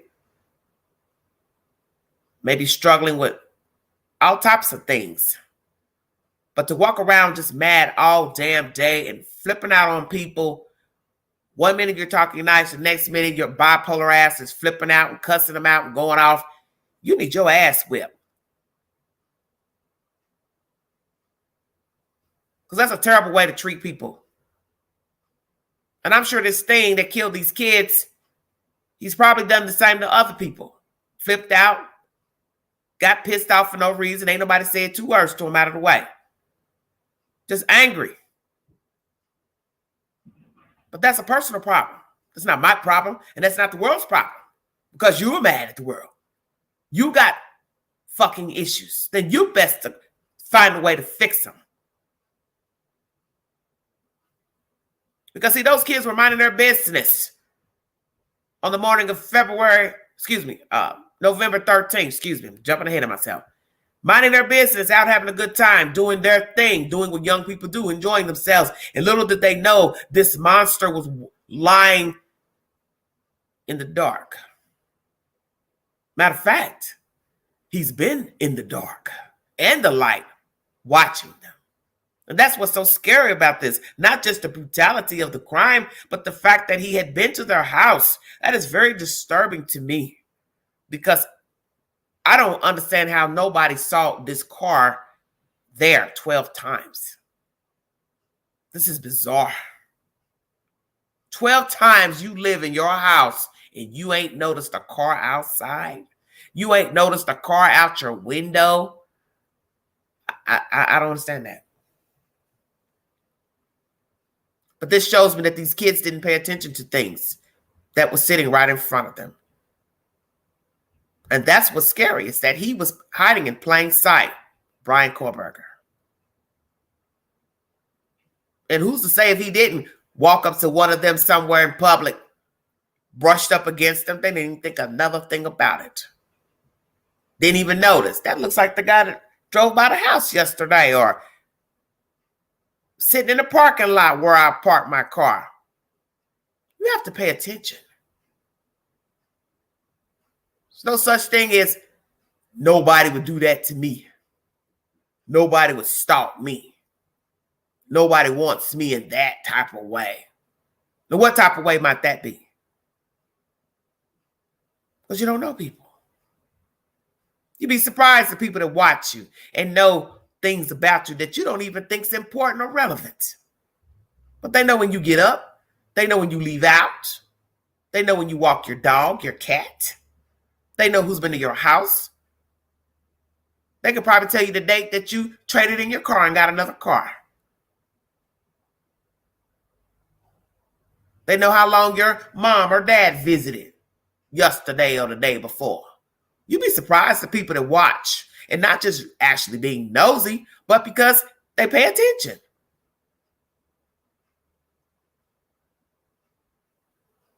And then, of course, you have those that just watch because they want to.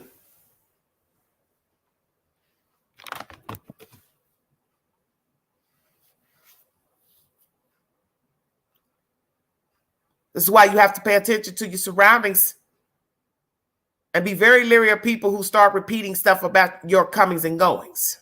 Those are the people you should watch. I don't care if you know them. Because, see, I know how to be just as slick. You seem awfully interested. Why is that?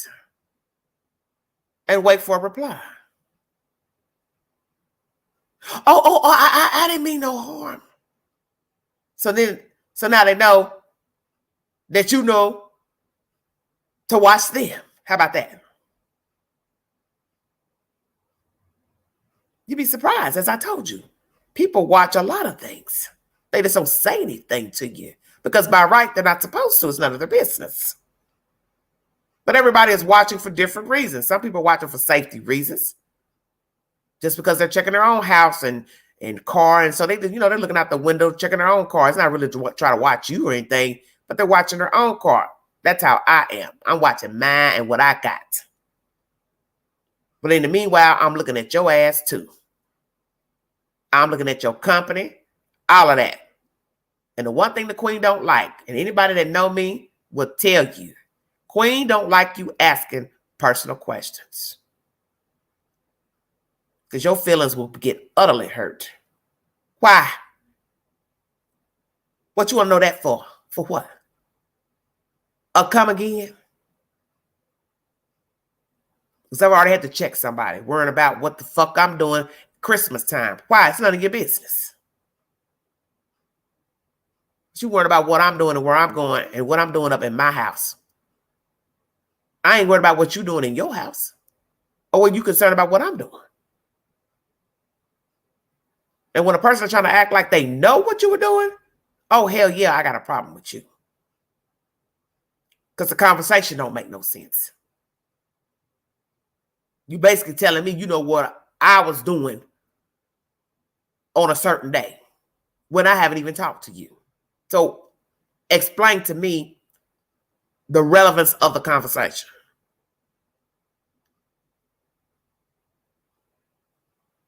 This is why you have to pay attention to when people are saying things, and a lot of you fluff over stuff. Because I catch people doing it all the time. Because people tell me, you're too wound up. You're too wound up. I say, yeah, and that's why I'm breathing too. Because I'm wound up.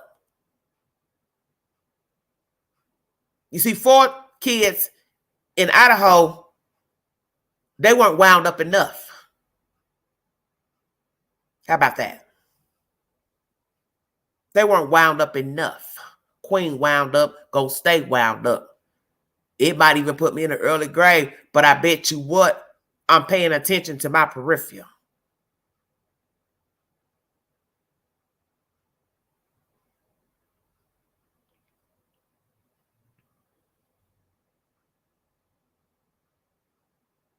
You better be very careful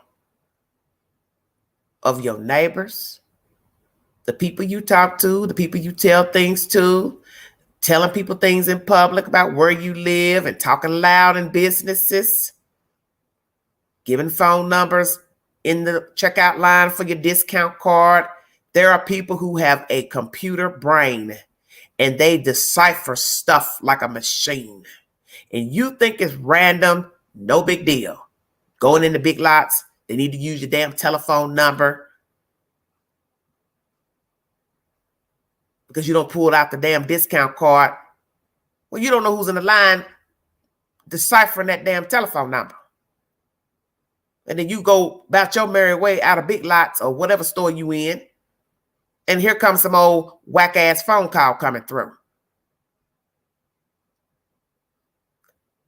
Hello? Who is this? Is this Angela? Yes.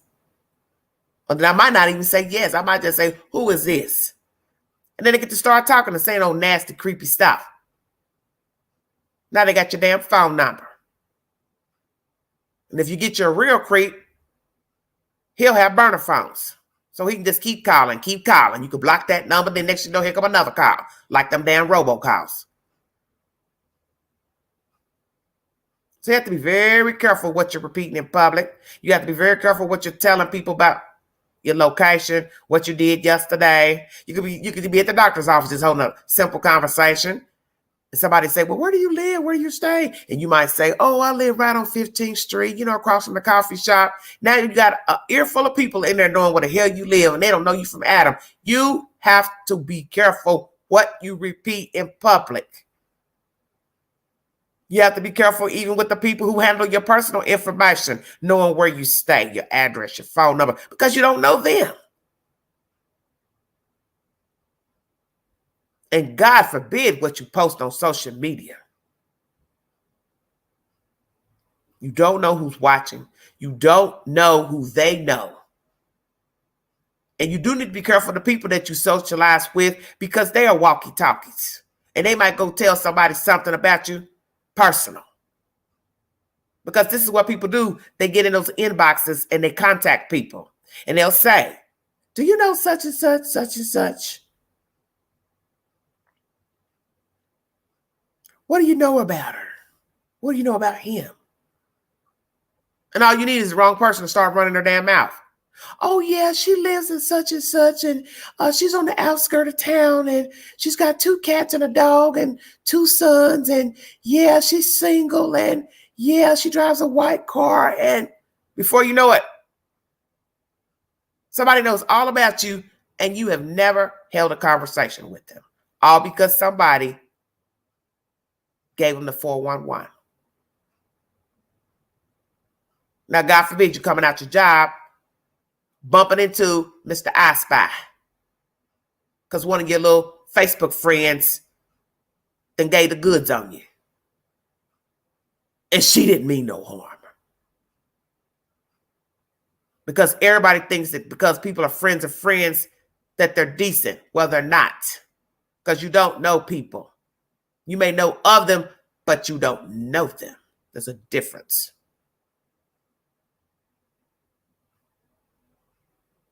And social media is dangerous because we as people are dangerous. So what I always tell people too, that even if there was no social media, the same people out here, they're a threat regardless. Social media just gives them an avenue to mingle and target. That is it. But they are a problem no matter of Facebook, TikTok, IG. And a lot of people don't understand that. Because we do judge social media, but what you don't understand, social media is people or people. So even if you had no Facebook, if you're a problem, you're a problem. Facebook or not. You like stalking people, watching people. You're going to do that whether you had TikTok or Facebook or not. You would do it when it wasn't no TikTok, no Facebook.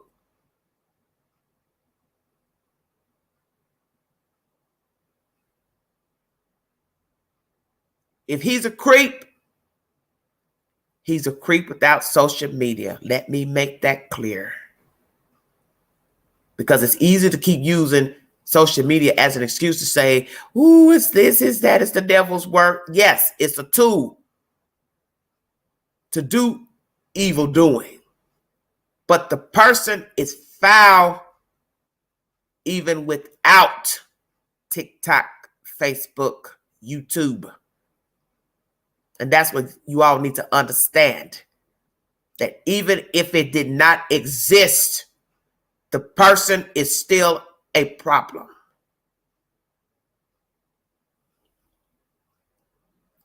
And that's what was dangerous about the kids' situation. All that traffic in and out of their house, God forbid they weren't locking the doors. It was an invitation for destruction.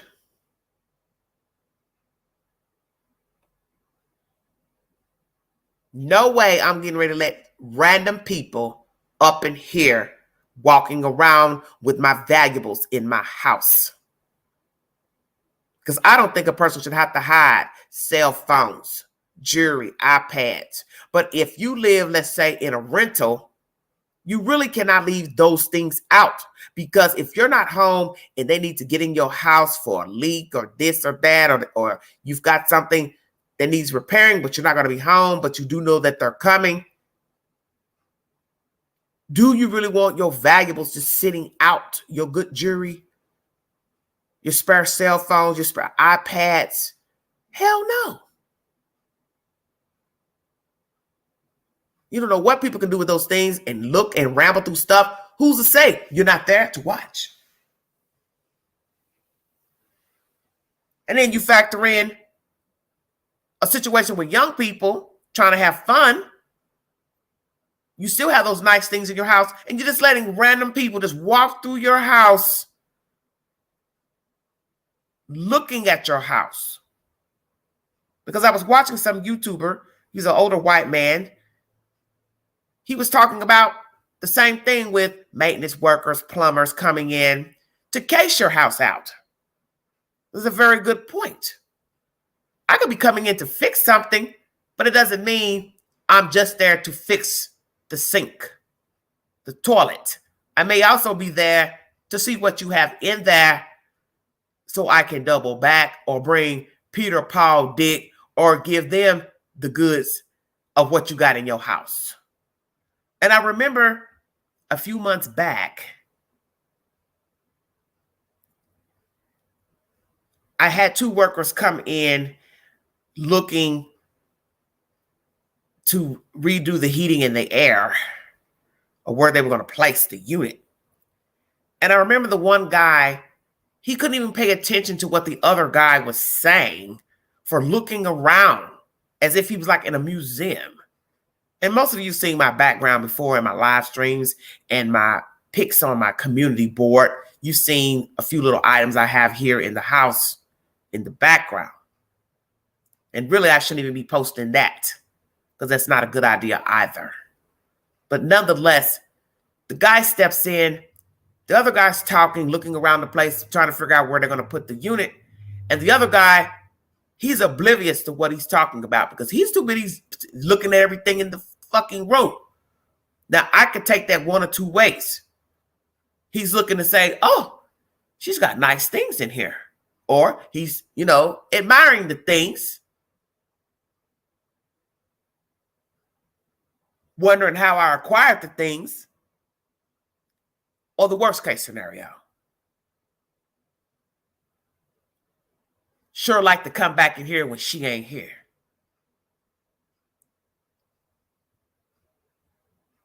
See, you don't know. That's why you have to be careful what you say. And then you have to think too, I've got two strange men standing in my house talking about heating and air, and I'm alone with them. You can't say they wouldn't attack me because they're on the clock. Who's going to tell it? Who's going to tell it? If one of them decided they wanted to accost me, or both decided to accost me, and then unload the shit out my house.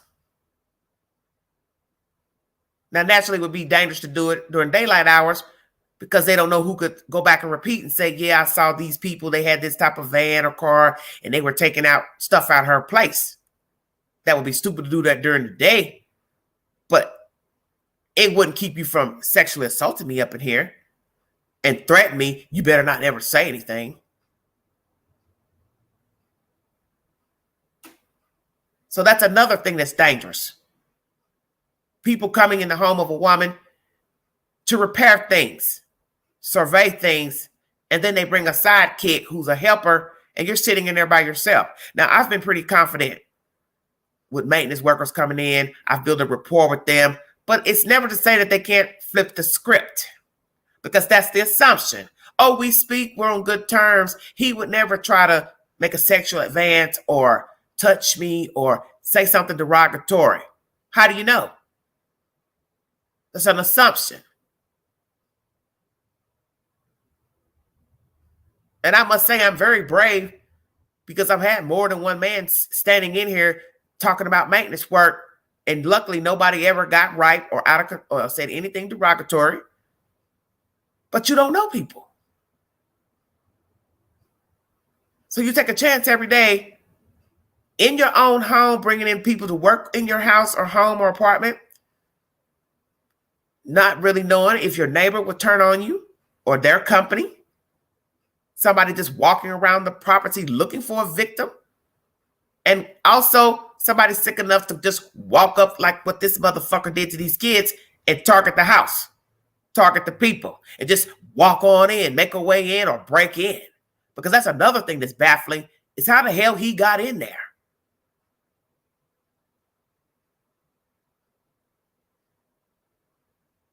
How do you just walk into somebody's house and cut them up? That should scare all of you shitless. Because your house should be the safest place on earth. That's why it's called home. Because it should be a home. A place of refuge, a place of peace, solitude, comfort, joy, happiness. That if you can't go anywhere else, you can go home. But the day a sick bastard walks up in your house and violates you, whether it be theft, robbery, kidnapping, murder, attempted murder, all bets are off. You might as well sleep outside on a park bench. Because who wants to feel unsafe in their own damn house? Walking in your house, don't know that somebody else is already in there. Or somebody's been casing the place. Or they've been in there and gonna return.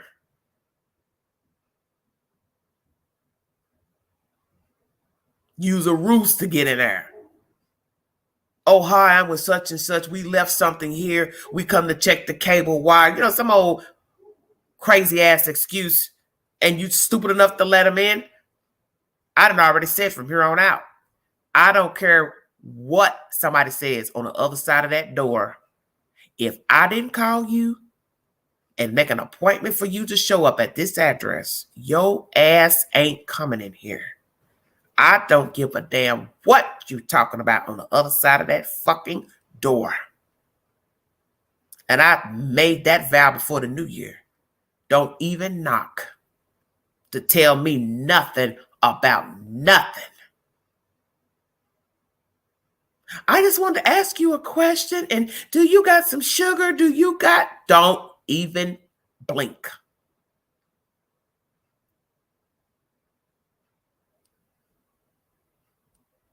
I'm not opening the door. And I'm not getting up to answer if you knock. Because I know who comes visit me, which is nobody. So frankly, I don't have a reason to get up and answer the damn door. And if you try to push that fucking door open, I'm going to tell you, I'm going to cut you before you get your fingers into the door. So unless you don't want to be missing your fucking fingers, back up from my damn door. It comes a point when you have to say, I will not live in fear in my own house because it's mine. And I own what's up in here. You didn't give it to me. I didn't borrow it. It's mine. And although life is more important than the things up in here, but this is my space. And this is how you all need to feel about where you live. That where you live, whether you rent or you own, that is your space. And you need to be aware of your space and your surroundings. And if something does not look right on the outside, you do not have to entertain it. And if you see anybody peeping, creeping around that don't look right, then you call the damn police. Hell yeah, I'll be a snitch for my damn safety. No such thing as snitching when you're trying to breathe. That's what's wrong with the country right now. The snitch rule. That's another thing that's stupid. You want people to talk when it's pertaining to you, but then you want to send a message to the world, don't tell on nobody if you see something going on.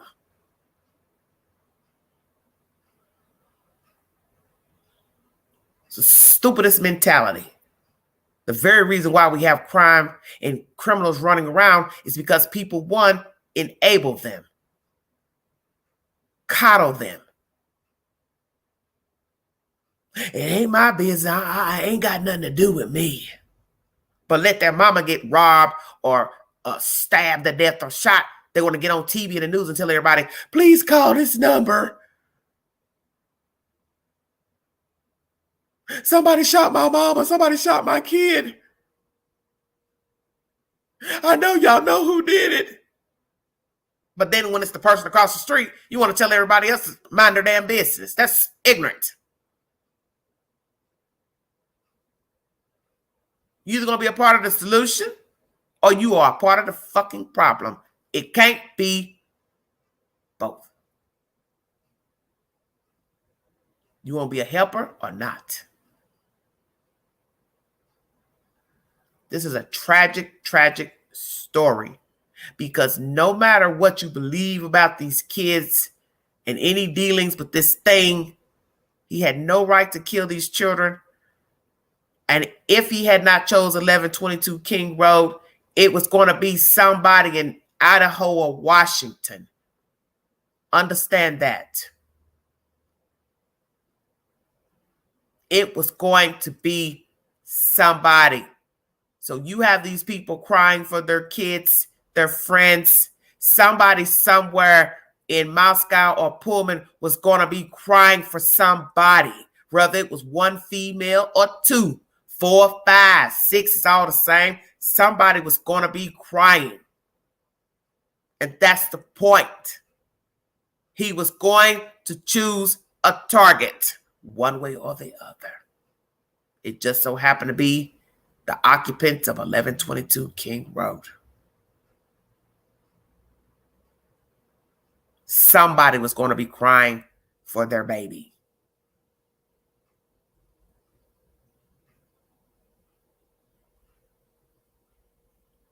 Be a part of the solution, not the problem. If you see something, say something. You can remain anonymous if you fear for your safety. This is a diabolical story because 2 people remained in the house at the time of the crime, allegedly. And the killer stood at one of their doors on the 2nd floor, left a footprint. And allegedly this person opened the door 3 times, hearing different types of conversations. Do not know if the conversations was the actual killer talking to the victims or not.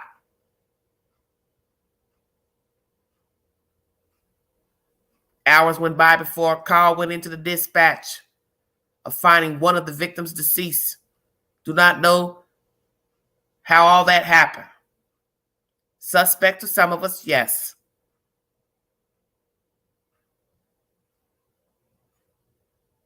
And let's talk about that briefly. The 2 remaining roommates. Will they go back to the University of Idaho as students?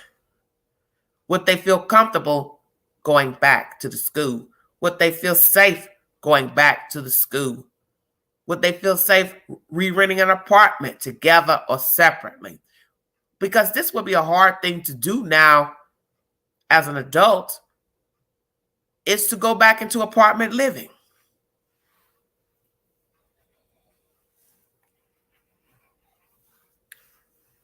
Would they be safe going back into apartment living? I would see it being a problem with these 2 individuals even renting an apartment on their own or even as another roommate situation. And then one could wonder about the DM person. Would I even want her as my roommate? And it's not to be disrespectful, but we're speaking according to the alleged version she gave to authorities. Because what you have to remember is the obvious. You're opening and closing doors while a suspect is in the house. Would I want to be in an apartment with you again? Or anybody want to rent a house or apartment with DM? Because what a person would have to say is the obvious. If something was to jump off, what are you going to do? Is this how you would react the next time? Stay woke now.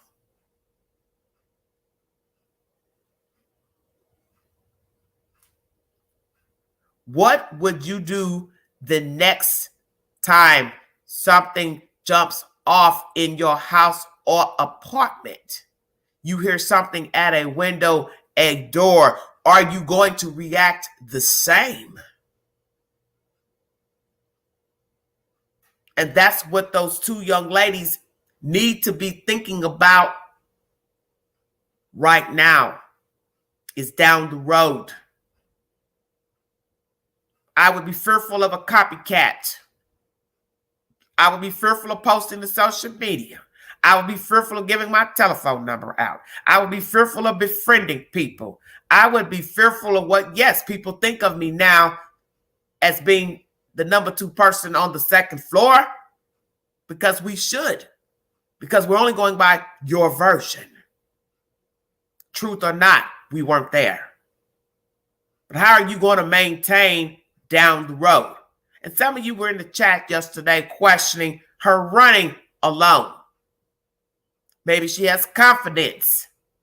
But then one would say, where was the confidence on November 13th?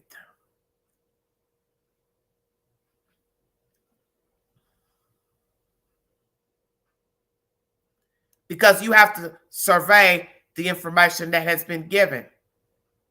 You didn't have confidence November 13th with the oddities that allegedly took place from the 3rd and 2nd floor, but yet now, 2 months later, you're running alone.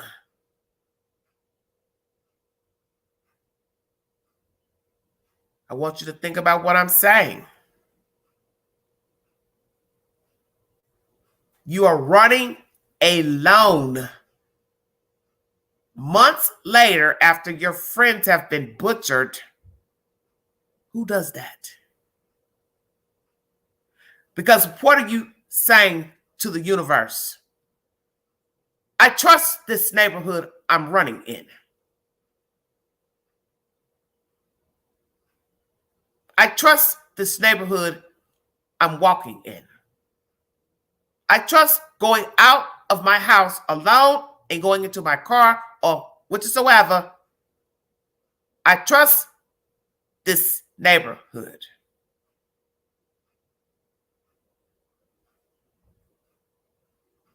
But the flip side is,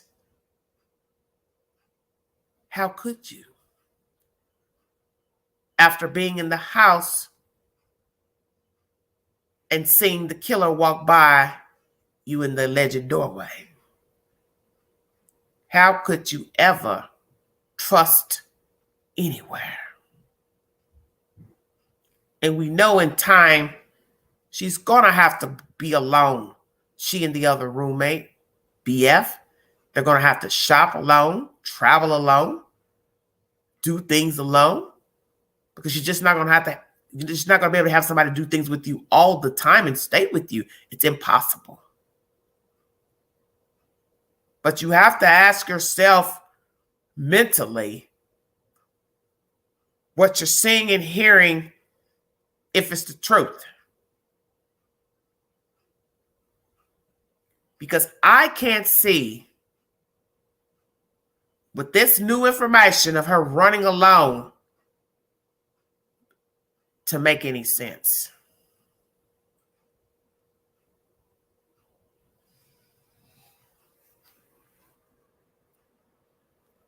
If I know and find out that the kids were targets that were murdered, or the house itself, however you want to word it, would I feel safe running, knowing that there are going to be people out here from these newspapers, tabloid papers, social media sleuths and junkies, would I want to be out here alone running?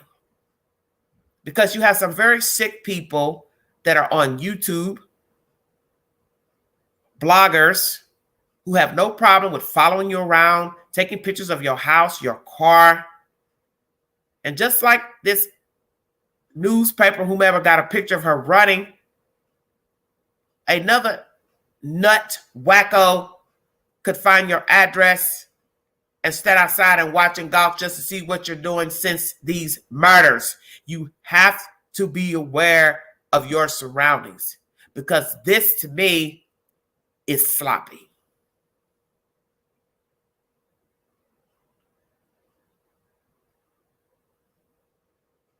You know somebody's going to try to find where you stay. And you should have known that before they found Kohberger. Stay woke. I bet that never crossed any of you all's mind. While detectives and the FBI and state police were hunting for the killer, did it ever occur to you that the killer knew possibly where these other two roommates were? Bingo card.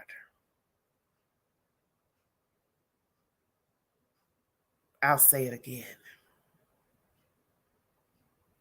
Did Kohberger know where the other two roommates resided? Have an idea? You see, Queen woke. I stay woke. Because as someone told me recently, I'm a heavy thinker. And if a person can watch your house for 3 to 5 months and don't know you from Adam, they could easily have tried to get information on your parents' home and other locations of people related to you. So did Kohberger know where these girls possibly were while they were hunting him? And as I had a guest on this panel tell the viewing audience, Miss Vanna, that her daughter attended UT years back and she had a stalker. And when the daughter went on spring break, as the other students did, the stalker went to Memphis, Tennessee looking for her daughter and showed up to the house. So this is what I'm trying to make you understand.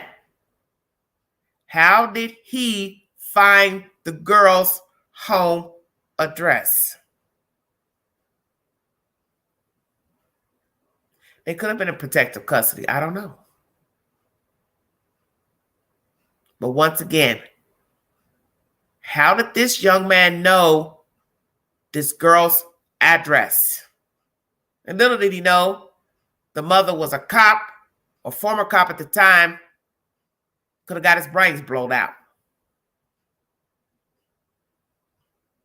This is the message I'm trying to help you understand, so you can get a better understanding of the mind of the killer and why you as a civilian need to learn how to be aware of your surroundings and be more open to your surroundings. You do not know people. You do not know who's watching you. You do not know what people are being told about you. And if a young man will drive all the way from Knoxville, Tennessee to Memphis, Tennessee, looking for a girl, what do you think Kohberger was doing for 1 month? This is why it is the title of my video. 1 month, he was free. Experts suspected the killer would have a cooling off point before killing again. If there was no bolo on the Guadalantra, what would Kohberger's cooling off point have been?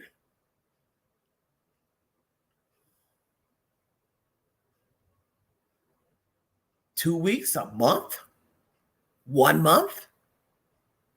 Has he hurt, harmed, attacked anyone before or killed? He drove that car from Pennsylvania to Washington State. at least a 2-day drive.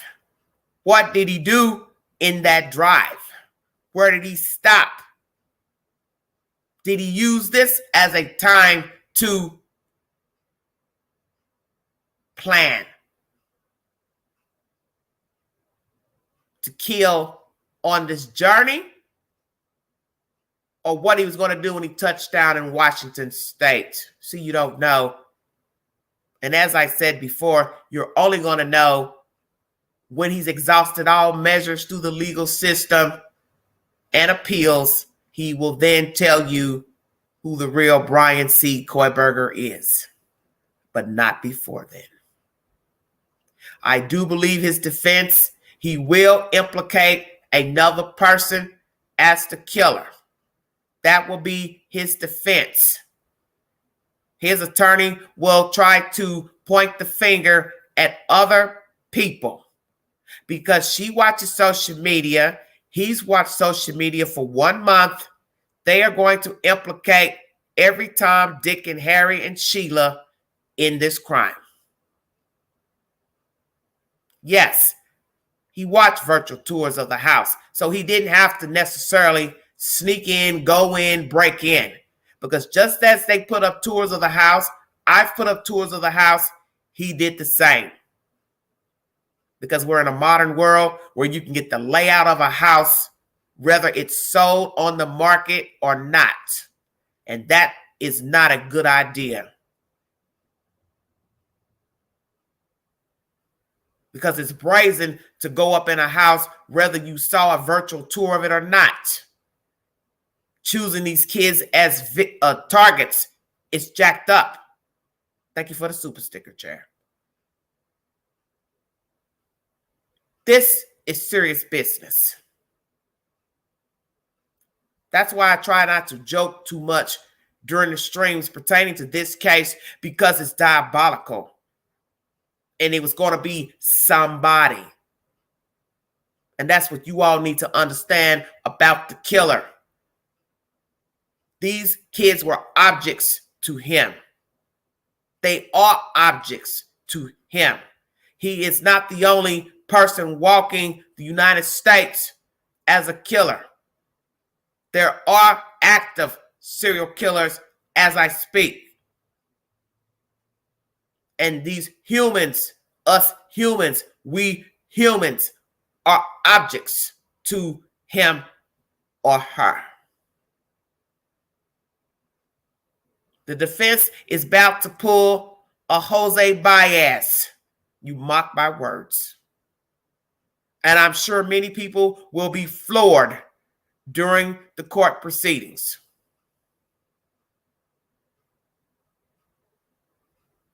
It is going to spin out of control because he is going to try to preserve his freedom.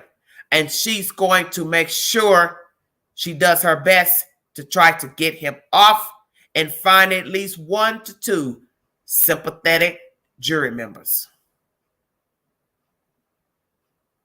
And all it takes is 1. He ain't the type. You all misunderstood him. He's been lonely. He's never dated. He would never. God forbid, mommy, daddy get up there crying on the witness stand. I raised a good boy. He wouldn't hurt a fly. But yet you can't explain why his DNA is on a sheath in somebody's damn bedroom and they're dead. With 2 on top of each other, allegedly. God forbid they bring DNA in the blood of the dead folks. How are you going to explain it? You got it wrong. The lab got it wrong. Somebody set him up. Somebody used this car. Somebody used this phone. Somebody used this knife. It's a lie.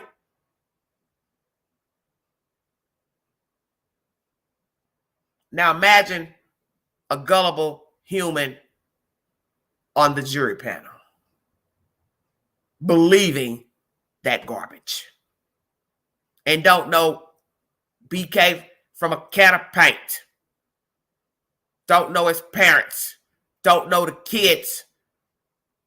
but would favor a sadist. It happened with Casey Anthony. It could happen here. Evidence appears sound, verifiable, but yet you refuse to believe the evidence. We have to pray 12 members of a jury will get the verdict right.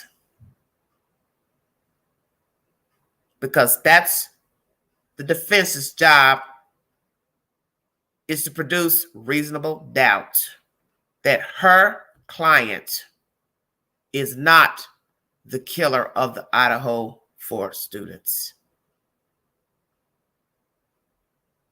And they just may say he did know the victims.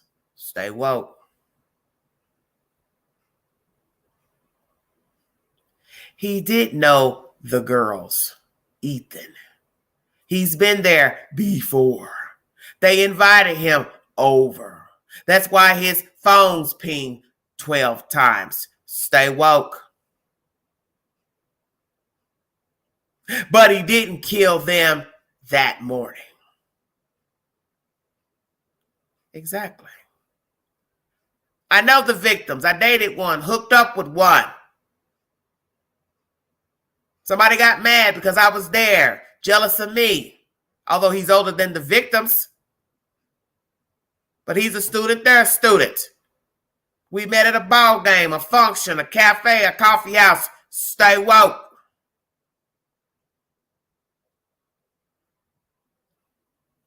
That is 9 times out of 10 what you're going to hear from the defense during this trial, that he did know somebody in the house, set up by one of their friends' associates, or somebody that knew him, implicated him into this crime. If you'd like to donate to this great network, $Began 129 Cash App, you have been listening to The Vault. Thank you for your time.